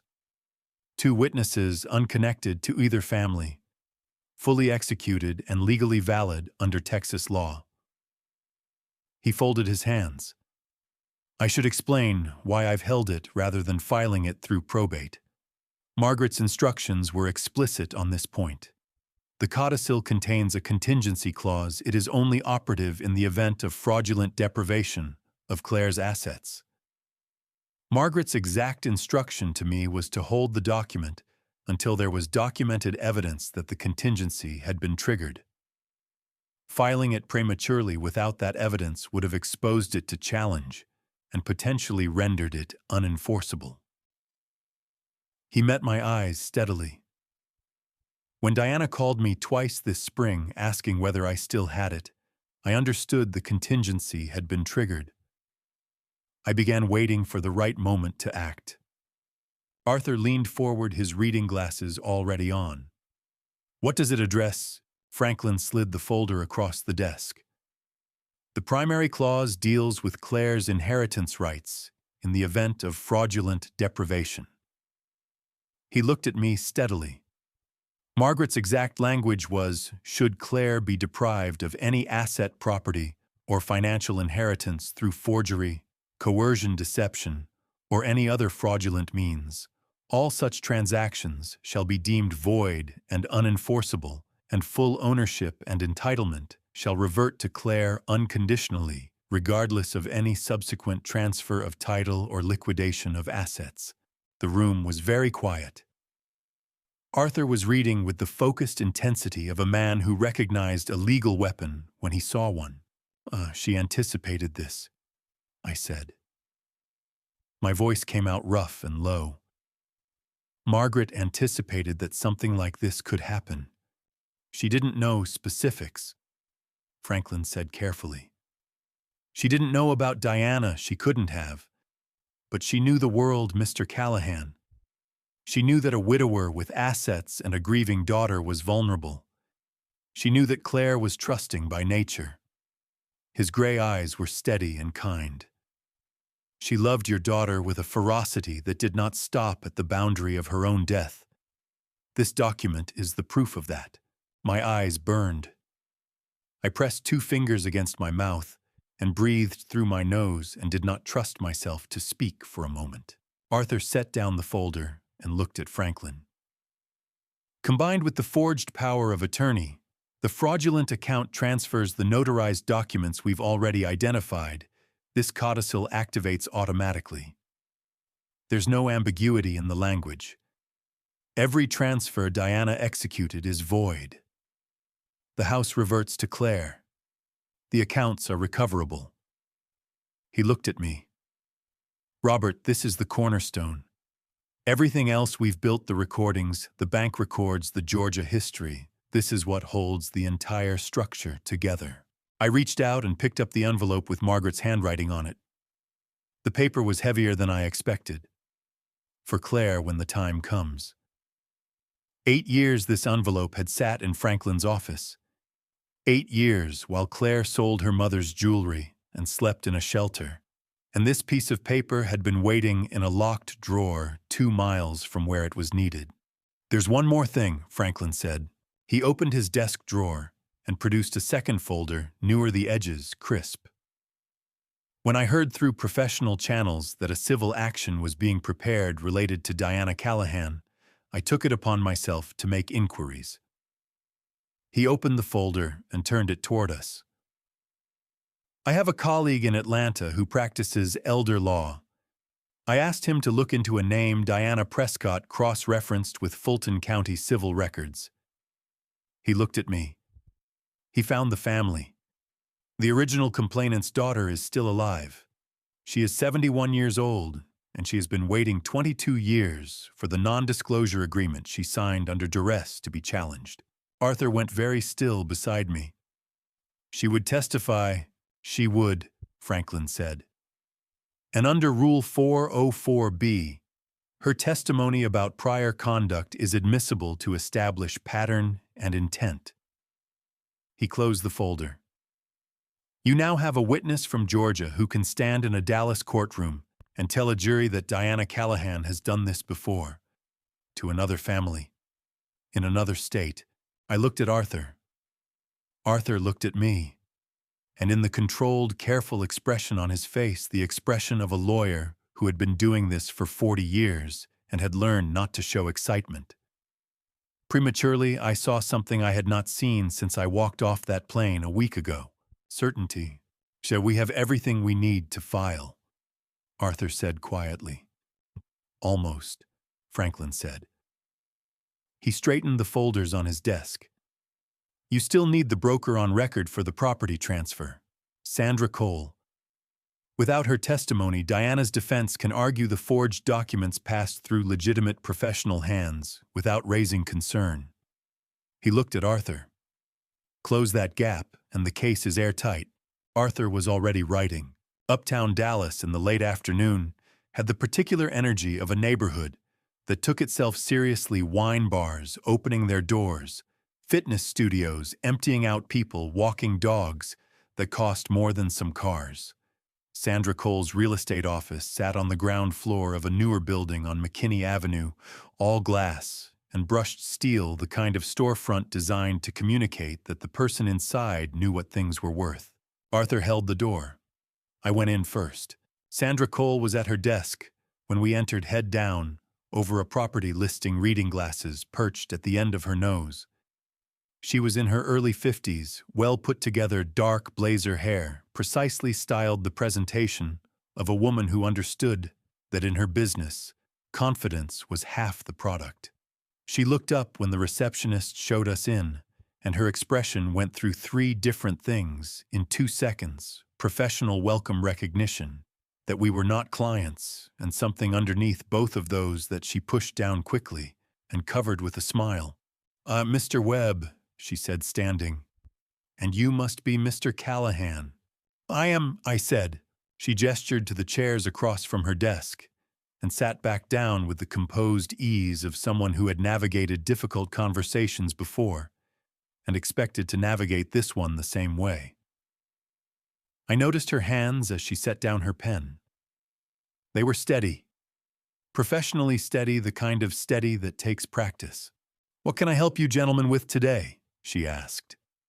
Arthur settled into his chair and set his briefcase on the floor.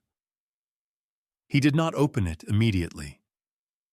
He folded his hands on his knee and looked at Sandra Cole with the patient, unhurried expression of a man who already knew the ending and was simply walking toward it at a deliberate pace. We're here about the property transfer on Birchwood Lane, he said. Specifically, the warranty deed executed approximately 4 years and 9 months ago, transferring title from Robert Callahan by power of attorney to Diana Callahan. He paused. You were the broker of record on that transaction. Sandra's composure held. I handle a significant volume of transactions. I'd have to pull the file to... I have the file, Arthur said pleasantly. He reached into his briefcase and placed a copy of the transaction documents on the desk, the warranty deed, the power of attorney, the broker commission record, with Sandra's license number printed clearly at the bottom. He placed them one at a time, unhurriedly, like he was setting a table. Sandra looked at the documents. Her hands, I noticed, had stopped being professionally steady. Is there a question? She asked. Her voice was still controlled, but thinner than it had been 30 seconds ago. Several, Arthur said. But we'll start with one. He reached back into the briefcase and placed a second document on top of the first, a printed bank record, a wire transfer $15,000 from an account held by Diana Callahan to a personal account held by Sandra Cole, dated 3 days before the transaction closed. Would you like to tell us about this payment? The color in Sandra's face changed. Not dramatically, just a shift, a slight draining the way a light dims when the voltage drops. She looked at the bank record for a long moment. Then she took off her reading glasses and set them on the desk with a small, careful click. That was... She stopped, started again. I provided consulting services, Sandra. Arthur's voice was not unkind, but it was absolute. We have the forged power of attorney. We have the notary fraud record. We have the recording of Diana Callahan discussing the transaction by name with a witness. We have the full financial trail from 8 different angles. He leaned forward slightly. I am not here to trap you, but I am here to tell you that when this goes to trial, and it will go to trial, the broker of record on a fraudulent property transfer, who received $15,000 in cash 3 days before closing, will be a significant figure in the proceedings. He paused. How significant is up to you? The fight went out of her. Not all at once, it happened in stages like a building settling. Her shoulders dropped a fraction. Her chin dipped.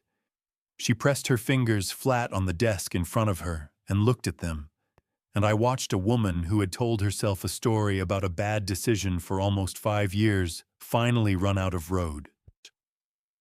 She came to me with the paperwork already prepared, Sandra said. Her voice was quiet now, stripped of its professional polish. The power of attorney, the deed.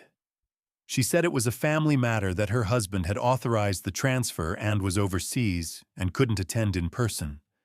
I asked for secondary identification. She paused. She had it. The documents looked right. The signatures looked right. She looked up at me, not at Arthur, at me. I knew something felt wrong. I've done this long enough to know when something feels wrong. But you took the money, I said. Her jaw tightened. Her eyes went red at the corners. I told myself it was a family dispute, that it wasn't my business, that the paperwork was in order. She pressed her lips together hard for a moment. $15,000, and I told myself it was fine. She pulled a legal pad toward her and looked at Arthur. What do you need from me? A full written statement, Arthur said.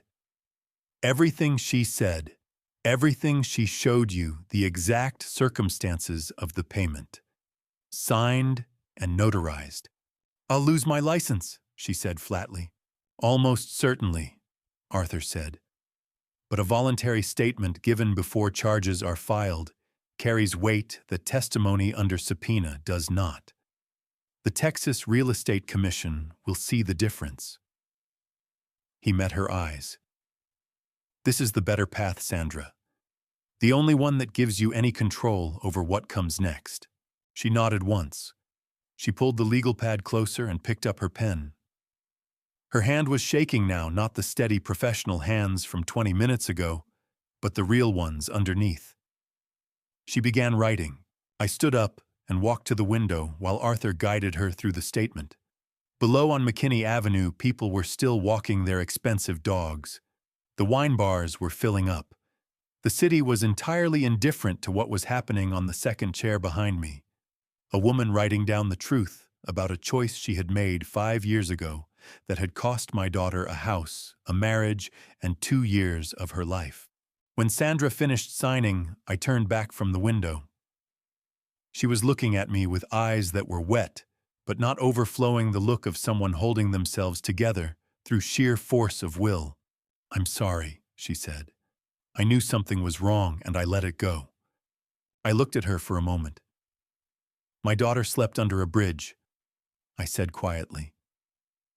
She spent 14 months watching her son go without things children should never have to go without. She did it believing her father was dead and there was no one coming. I picked up my jacket. I hope the statement helps you sleep better than that kept her. I walked out first. Arthur followed. On the elevator down, he said nothing, just made a small sound of satisfaction and wrote something in his legal pad. We were 3 blocks from the parking garage when my phone rang. Unknown number. I answered it anyway. The voice on the other end was calm, familiar, and made every muscle in my body go rigid. "Robert," Diana said, "I think it's time we talked." The city below was still half asleep when I walked into Arthur's office that Sunday morning. The skyline stretched gray and pale beyond the floor-to-ceiling glass, and the coffee Arthur handed me was so hot it nearly scalded my fingers. I wrapped both hands around the cup anyway, grateful for something solid to hold on to. "He called me back," Arthur said, dropping into his chair and spreading a manila folder across the desk. "Ethan Harmon.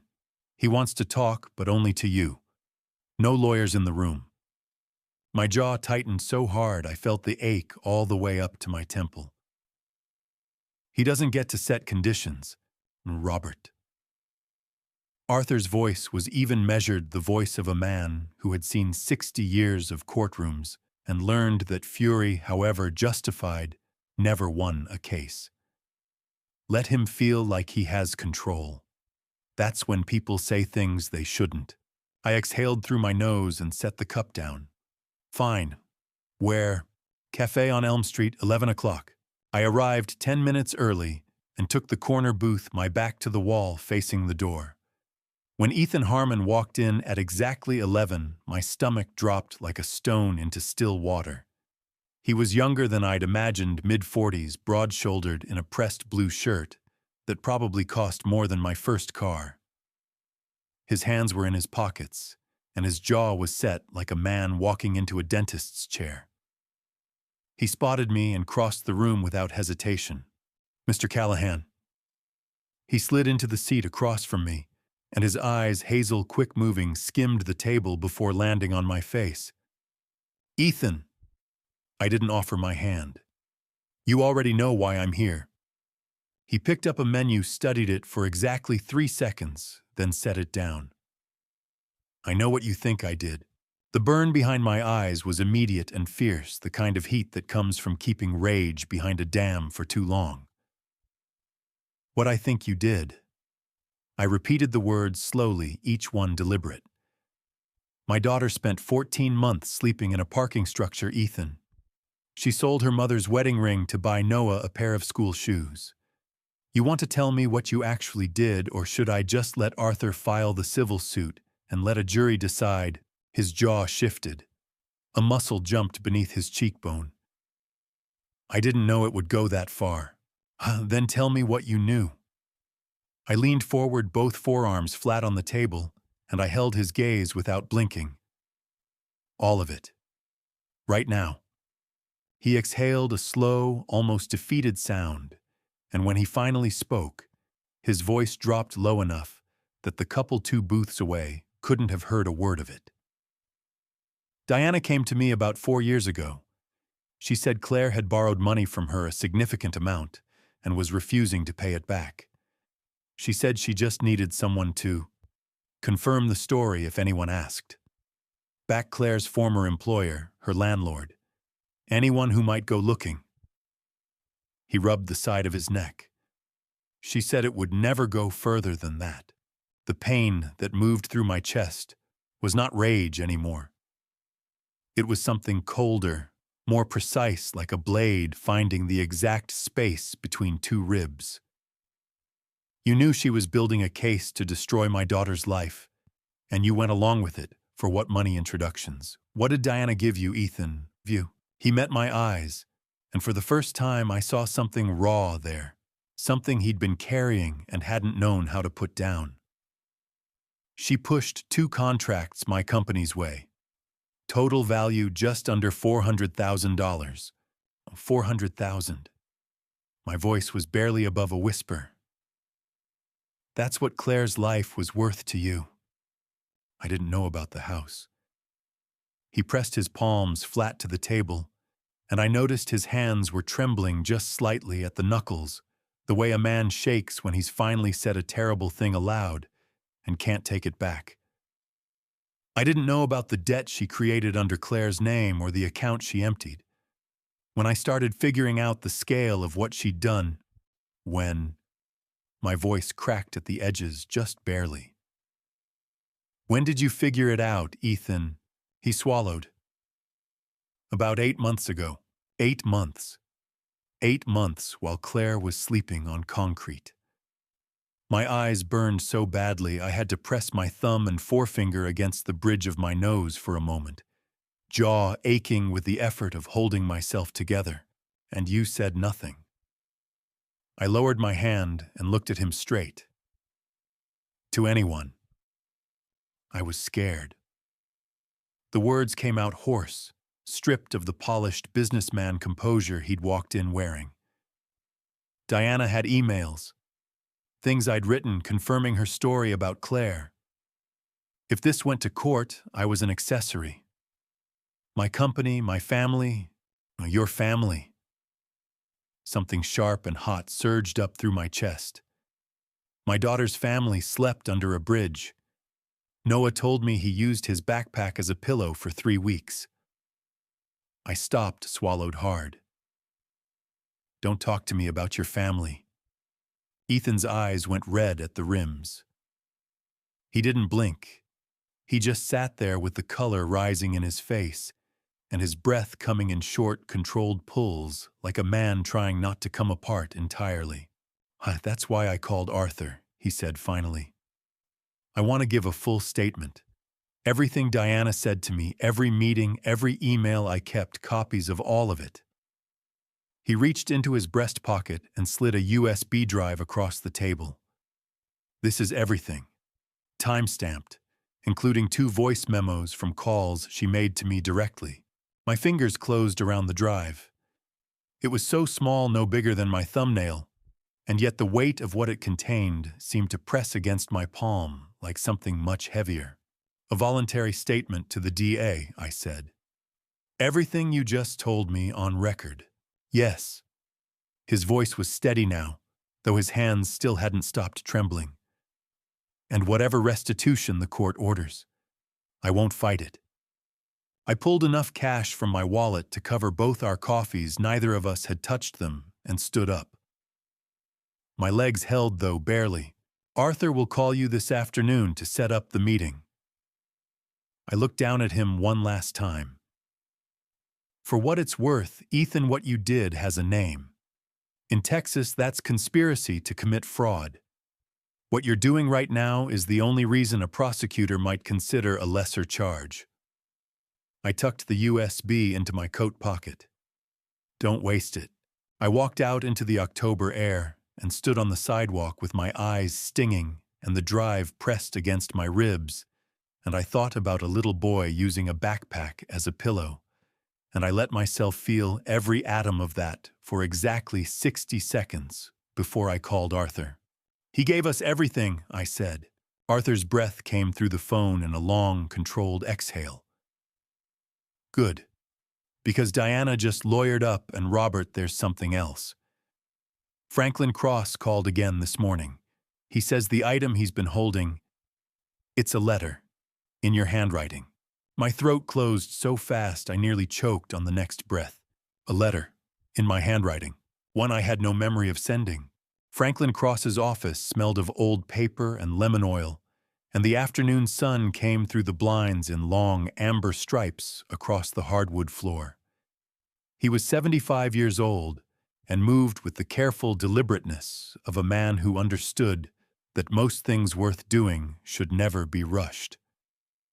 When I arrived, he was already waiting at his desk with a slim manila envelope between his folded hands. Robert. He rose slowly, shook my hand with both of his. Sit down, please. What I'm about to show you, I want you to be sitting down.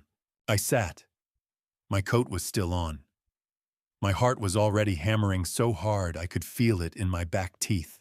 Franklin opened the envelope and slid out a single sheet of paper sealed inside a clear plastic sleeve.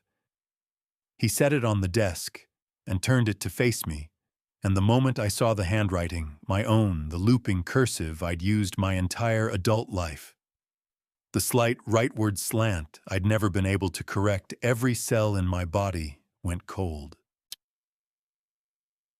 When did you give this to Diana? Franklin asked, his voice gentle but direct. My voice caught. I pressed my fist against the center of my chest and forced myself to breathe. I wrote this 6 years ago. I left it on the kitchen counter the morning I flew back to Singapore. I asked Diana to make sure Claire got it. Franklin's expression didn't change, but his eyes, dark and steady behind his wire-rimmed glasses, told me everything before he said a word. It arrived in my possession approximately 3 weeks after you wrote it, he said. Delivered in a plain envelope, no return address. Just a note inside saying, "Hold this for Claire Callahan. Do not contact her yet. Robert," in your handwriting. My fingers had gone numb. I stared at the letter in its plastic sleeve and heard my own voice from 6 years ago coming back to me in fragments. I'd written it at the kitchen table at 5 in the morning while everyone else slept. I'd told Claire everything I'd been afraid to say to her face, that I was sorry for being absent, that the business was nearly finished and I would come home properly once it was wound down, that I loved her and Noah more than I had ever managed to articulate in a room where they could hear me. I'd told Diana to give it to Claire. Diana had sent it to a lawyer instead, with an instruction designed to look like it came from me holding the letter back from my daughter for 6 years. I never sent this to you, Franklin. My voice came out low and rough like gravel on wet asphalt. I gave it to Diana to pass along directly. Franklin folded his hands. I suspected as much. The note instructing me to hold it, the phrasing didn't sound like you, Robert, but I had no proof of anything. So I held it. And when Diana called me twice this past spring asking whether I still had it, asking if I'd done anything with it, I became concerned enough to keep it locked in the safe. The burn behind my eyes turned fierce and sudden. I pressed my thumb and forefinger to the bridge of my nose and felt my whole face tighten with the effort of holding myself together. 6 years. Claire had gone 6 years without knowing that I had tried to reach her 6 years, thinking the silence from my end was indifference, absence, abandonment. Can I take it? My voice broke on the last word just slightly. It belongs to Claire. Franklin pushed the envelope across the desk. It always did. I was back at the hotel suite by 4:30, the envelope tucked inside my coat, pressed against my ribs, the way you carry something too fragile to put in a bag. Claire was in the sitting area with Noah, the two of them at the small table, Noah drawing something with a blue marker. Claire reading a paperback she'd borrowed from Karen at the shelter. When I walked in, she looked up, and something in my face made her immediately close the book and set it on the cushion beside her. Dad. Her voice went careful. What happened? I crossed the room and sat in the chair across from her, and I pulled the envelope from my coat and placed it on the table between us. Claire looked at it. Her brows pulled together, then apart, then together again. What is this? Open it. My throat was so tight, the words barely fit through. Please. She picked it up. Her hands were steady, steadier than mine as she slid out the letter in its plastic sleeve. When she saw the handwriting, she stopped breathing. I watched the color drain from her face, watched her lips part, and her eyes traced the familiar loops and slants that were undeniably mine. Dad. Her voice was barely a whisper. This is when did you write this? 6 years ago, I said. The morning I flew back. I left it for Diana to give to you. The sound Claire made was not a word. It was something below language, a short, sharp intake of breath that turned immediately into a sob that she tried to press down with both hands against her mouth. But it burst through anyway, raw and desperate, her shoulders shaking so hard the table moved. Noah looked up from his drawing and said, "Mom," with his voice tight and uncertain, and Claire reached out and grabbed his hand without letting go of the letter, holding on to both of them at once. She never gave it to me. Claire's voice came out broken, shredded. 6 years, Dad. I thought you'd stopped. She couldn't finish. Tears were running freely down her face, and her whole body trembled with the force of crying she'd been holding back for years, not just today. I know. My own eyes were burning so fiercely I could barely see her. I reached across the table and covered her hands with mine, both of them, the letter crumpling slightly between our fingers, and my voice came out shaking the way it hadn't since Margaret's funeral. I know, baby. I'm sorry. I'm so sorry. Noah looked between us, his marker forgotten, his small face wide and earnest. Grandpa, he said carefully. Are you crying? I laughed, a wet, helpless sound that surprised me entirely, and tightened my grip on Claire's hands. Yeah, bud, a little bit. That's okay, Noah said firmly. Mom says crying means something really matters. Claire laughed through her tears at that, a trembling, broken sound, and leaned forward until her forehead touched the edge of the table, still holding both my hand and Noah's, her whole frame shaking with something that was grief and relief and fury all woven together so tightly they couldn't be separated. We stayed like that for a long time, the three of us, the letter between our hands, the afternoon light going orange and slow through the hotel window. When Claire finally raised her head, her eyes were swollen and red-rimmed, and her voice, though still rough, had something steadier underneath it, the sound of a woman who had been walking through darkness for so long that the first true light felt almost violent. What do we do now? She asked. I looked at her, and then at Noah, who had picked up his marker again and was quietly drawing something with his small, focused hands in the calm, absolute trust that grown-ups would handle the hard parts. And I felt the answer settle in my chest, like a door locking into place.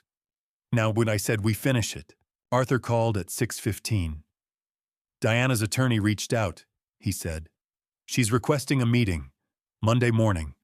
She says she wants to negotiate. My jaw tightened. My fingers curled around the phone. Outside the window, Dallas was going dark, and the lights of the city below were beginning to blink on one by one, cold and indifferent and beautiful. Should tell him Monday works, I said. And Arthur makes sure the DA's office knows she's reaching out. Whatever she offers, I want it on record. Already noted. A pause. Robert, are you ready for this? I looked across the room at Claire, who was sitting with her feet tucked beneath her Noah's head against her shoulder, the letter unfolded in her lap. She was reading it again, slowly, her lips moving just slightly with each line, her cheeks still wet. I've been ready, I said quietly, for a long time. On the morning of Monday, October 13th, 2025, I put on the same charcoal suit I had worn to Margaret's funeral 14 years before. I did not do that consciously. I reached into the hotel closet and pulled it out, and it was only when I caught my reflection in the bathroom mirror that I understood why my hands had gone to it without thinking. Some part of me knew today required that kind of gravity. The kind you dress for. Arthur's office was cold when I arrived at 8:45. He had the conference table cleared except for 2 manila folders and a yellow legal pad, and he was standing at the window with his coffee watching the Monday traffic crawl 20 stories below. She'll bring Fitch, Arthur said without turning around. Gerald Fitch, civil litigation, 22 years. He's competent but cautious. He'll want to control the pace. Let him think he does, I said. Arthur turned and looked at me with something close to approval.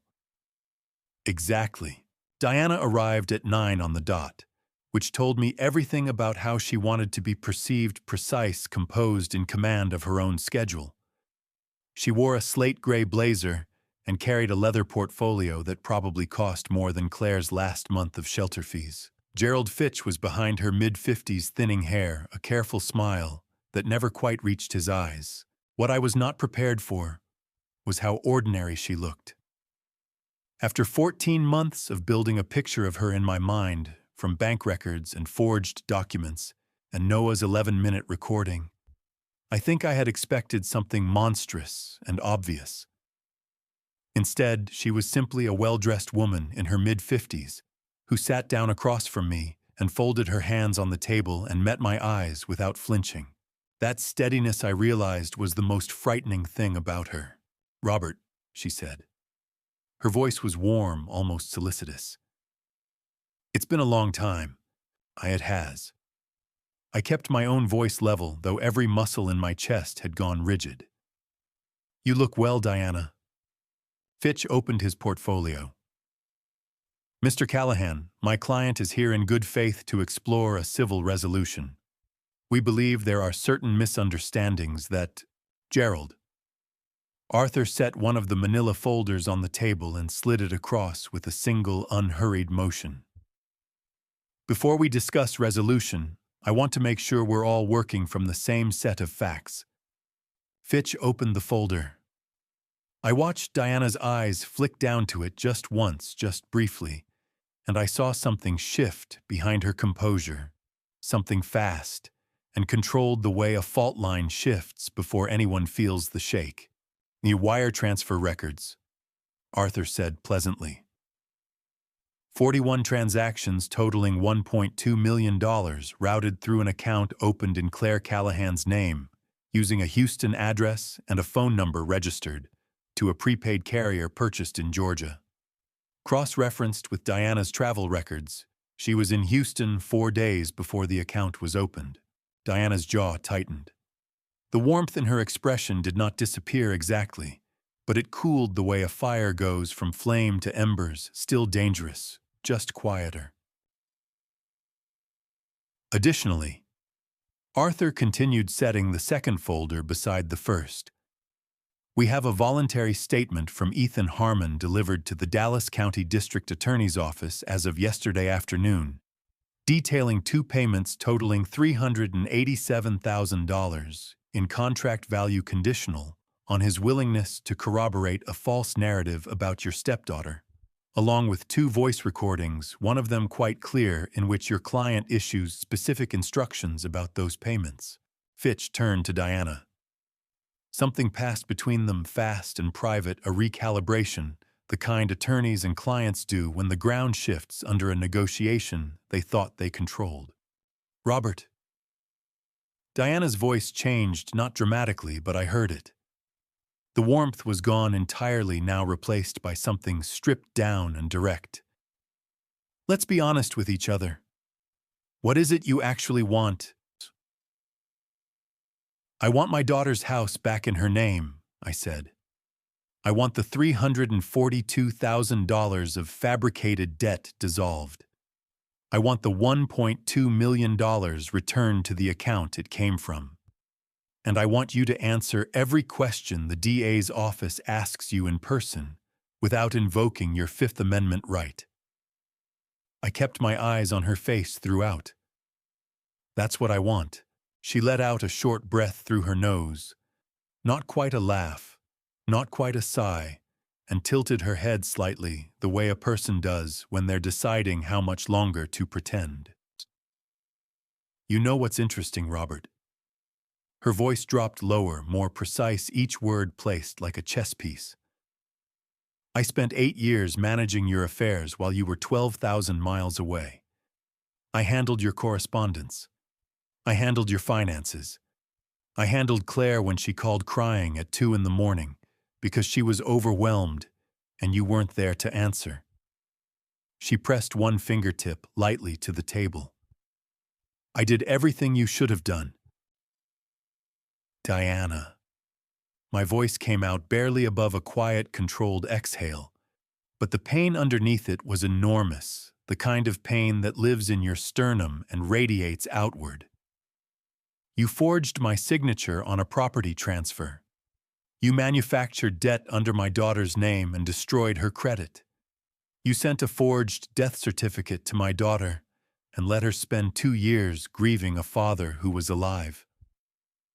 My voice cracked just at the edge before I pulled it back. "And you let a 10-year-old boy visit a fake grave with my name on it." My throat tightened so hard I had to stop for exactly 2 seconds. "Whatever you told yourself you were doing for this family, That is what you actually did." The room held its breath. Diana's composure did not shatter. It did something worse, it simply emptied. The careful warmth, the precise authority, the controlled cool, all of it drained from her expression, leaving something flat and stripped, and for just one unguarded moment, frightened. Fitch put his hand on her forearm. "Diana, don't." She pulled her arm free. The DA already has Ethan's statement." Arthur said, his voice gentle and implacable at once. "They have Sandra Cole's voluntary written confession regarding the property deed. They have the Georgia civil fraud record under the name Prescott. The USB drive Ethan provided contains time-stamped documentation of 14 separate communications between you and him." He closed both folders with a soft, final sound. "A civil settlement doesn't stop a criminal proceeding, Gerald. Your client needs to understand that." Fitch gathered his papers with the careful efficiency of a man recalculating his entire afternoon. "We'll need to consult." "Of course," Arthur said. "You have until Friday." Diana stood. She buttoned her jacket with steady hands. I had to give her that. And when she looked at me one last time, her eyes were dry and her chin was level. But there was something behind it that had not been there when she walked in a hairline crack, the kind that runs all the way through but doesn't show until the light hits it at exactly the right angle. "You always did underestimate me, Robert," she said quietly. "No." I held her gaze without blinking, my hands flat, and still on the table, my voice coming from someplace deep and exhausted and certain. "I trusted you. That's different." She walked out. Fitch followed, his portfolio tucked under his arm, the door closing behind them with a soft and definitive click. Arthur exhaled long and slow. "That went better than I expected." "She's not done," I said. "No," he agreed. "But neither are we." He picked up his legal pad. "There's one more thing, Robert. Claire called me this morning before you arrived." He paused, choosing his words. "She went back to Oak Cliff yesterday evening. She said she needed to see something for herself." Another pause. "She found the grave." The air left my lungs so completely, I sat forward and pressed both fists against the table, my jaw grinding, my eyes burning with a heat so sudden and fierce it was nearly blinding. "Where?" My voice came out raw and stripped. "Riverside Memorial, Section D." Arthur's voice was quiet, careful. "Robert, she needs you there." Arthur gave me the address, and I drove myself there, a mistake.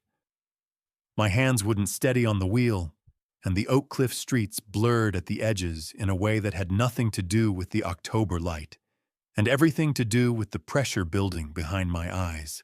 I parked at the Riverside Memorial entrance and walked the rest of the way, following the section markers A, B, C, D. I found Clare in Section D, 20 feet off the main path, standing before a dark granite headstone that caught the low afternoon sun and threw it back in dull, flat glints.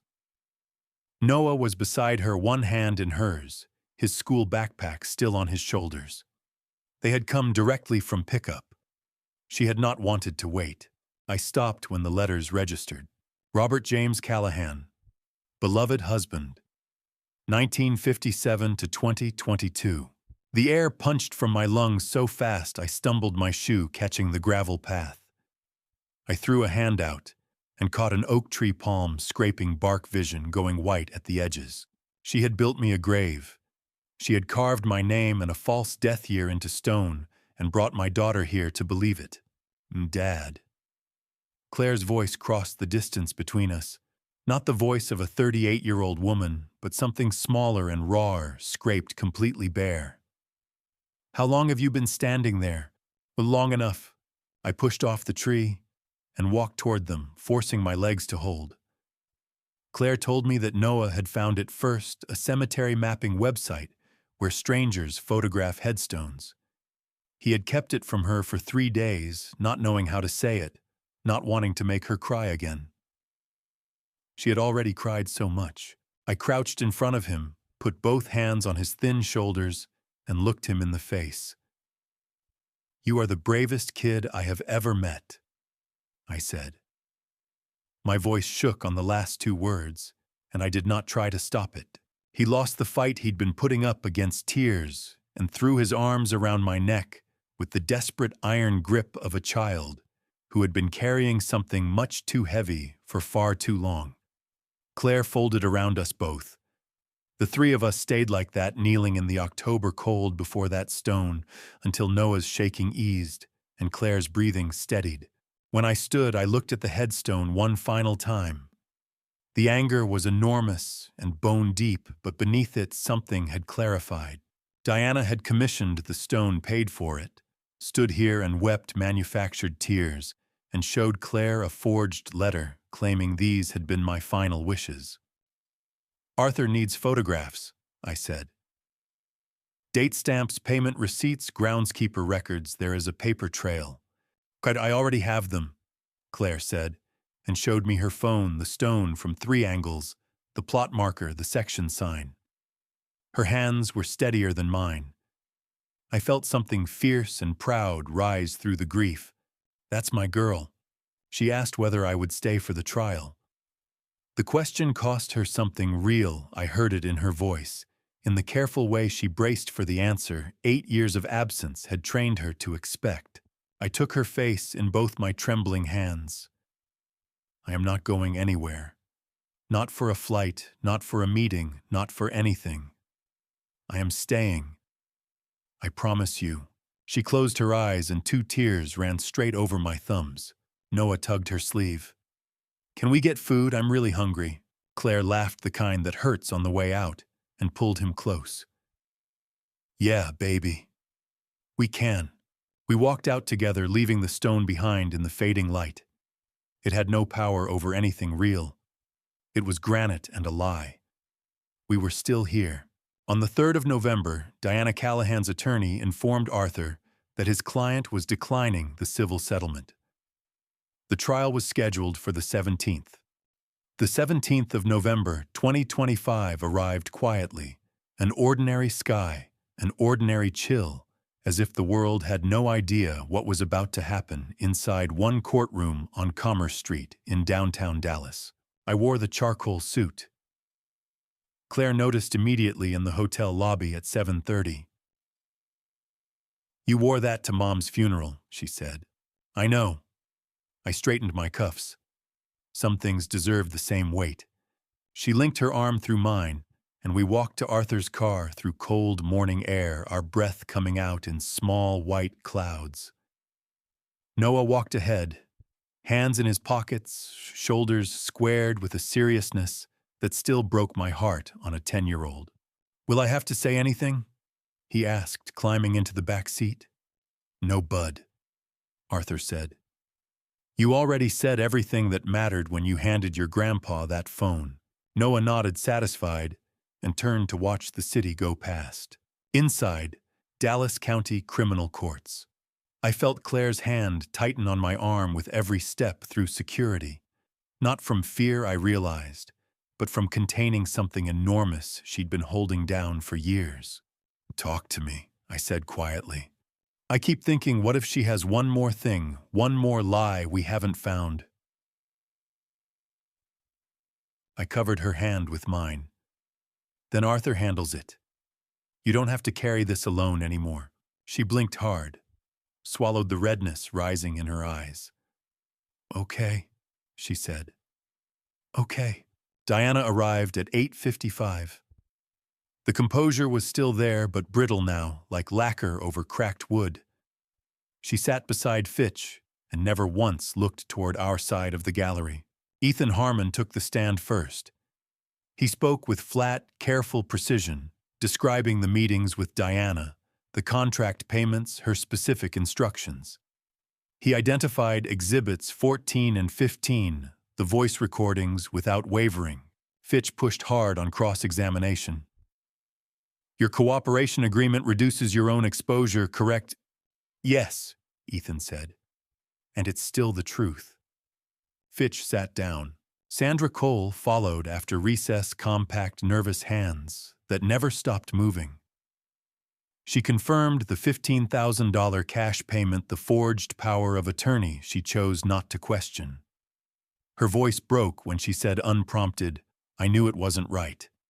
I did it anyway. I'm sorry." Nobody in the gallery made a sound. Then Marsh called, "Exhibit 31, Noah's recording." 11 minutes and 23 seconds of Diana's voice filling the courtroom, precise and incriminating routing funds, timing transfers, instructing Ethan on every detail. Claire's hand gripped mine until I felt the bones shift, her knuckles white, her eyes fixed on the floor. "It's almost over," I whispered.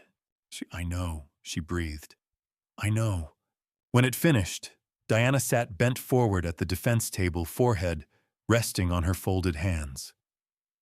The lacquer had cracked completely. Arthur leaned close. "Fitch may call one defense witness. Diana herself." Claire exhaled sharply. "She'll have nothing left to hide behind." "Verdict could come as early as Friday," Arthur said. I looked at Claire, jaw-set eyes burning with equal parts fury and hope, hands gripping the bench in front of her.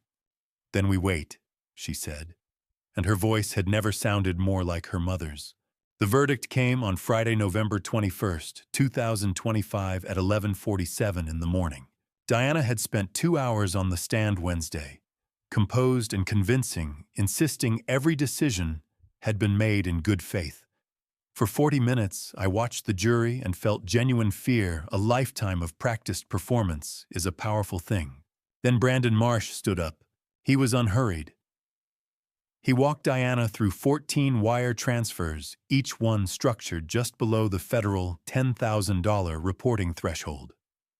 She said she didn't recall the specific amounts. He put Exhibit 7 in front of her and asked her to read them aloud. She did. Not one exceeded $9,900. "Mrs. Callahan," Marsh said quietly, "structuring transactions to avoid federal reporting requirements is a federal crime under 31 U.S.C. Section 5324. Were you aware of that?" Fitch objected. Judge Hale overruled. Diana's composure didn't shatter, it calcified. Went from polished to stone rigid. And I watched the jury watching her, and I knew. The jury deliberated 14 hours over 2 days. At 11:47, Judge Patricia Hale read the verdict. Claire's hand was in mine. Noah pressed warm and close against my other side. Behind us, I heard Arthur's pen click once against his notepad and go still. On the charge of wire fraud, guilty. Identity theft, guilty. Structuring financial transactions, guilty. Forgery of a legal instrument, guilty. Each count landed like a stone dropped into still water. By the fourth, Claire was shaking so hard the bench trembled beneath us. She pressed her free hand flat against her mouth, fighting back something enormous. Noah leaned to my ear. "Grandpa, does that mean she goes to jail?" "Yes, Bud," I whispered. "It does." He buried his face against Claire's side and held on. She broke then, completely, the way a dam goes all at once. A raw, helpless sound, muffled against the top of his head. I pulled them both close, my jaw aching, my eyes burning, until the courtroom blurred entirely, and I let the tears come. There was no reason left to hold them back. Arthur's hand landed on my shoulder. "Robert." His voice was thick in a way I'd never heard across 40 years of friendship. "It's done." 3 weeks later, on December 12th, Arthur handed Claire the court order restoring title to 1,147 Birchwood Lane. The fraudulent debt of $342,000 void. Civil judgment of $1.2 million entered in Claire's favor. She read it twice, set it down, and quietly cried into her palms. "Hey," I touched her wrist. "Let's go see the house." Noah was already in the corridor eating an apple backpack on. "Finally," he said. "I've been waiting forever." The drive took 20 minutes. I kept one hand on the wheel and held my palm open across the center console until Claire put her hand in mine. We didn't need words. Not after 8 years, 47 letters, a fake grave, and 14 months under a bridge. We pulled into the driveway on Birchwood Lane. Claire picked up the key Arthur had left on the doorstep, then looked back at me. "Together," she said. "Together." The lock turned with a clean, solid click, the sound of something that had been closed far too long, and we walked inside. They say God doesn't give you more than you can carry. But I'll be honest with you. There were nights I wasn't so sure. I carried 8 years of absence like a stone in my chest, telling myself the work was for my family, when the truth was simpler and harder than that. I wasn't there. And the people I loved paid the price for it. So if you take anything from this old man's story, let it be this: don't be like me. Don't wait until your daughter is sleeping under a bridge to remember that no business deal, no overseas contract, no amount of money is worth the years you'll never get back. Trust carefully, love loudly, stay. I've learned that silence isn't peace, it's just postponed pain. I've learned that the people who hurt your family rarely look like villains from the outside. And I've learned that a 10-year-old boy holding his mother's hand in the dark is worth more than every dollar I ever earned. This has been one man's family story, messy, broken, and by some grace I still don't fully understand, put back together. If it sounded like your story or your neighbor's or someone you love, then it did exactly what I hoped it would. These are the kind of grandpa stories I never wanted to have. But I'm grateful I lived to tell them. If this family story moved you, if it made you hold someone a little tighter today, drop a word in the comments. Share it with someone who needs to hear it. And if you want more grandpa stories like this one, you know where to find us. A final note. The stories ahead contain some fictional elements built entirely for reflection and human connection. If that's not for you, no hard feelings. Step away, find what feeds your soul, and take good care of yourself. And from the bottom of this old heart, thank you. Thank you for staying until the very last word. It means more than you know.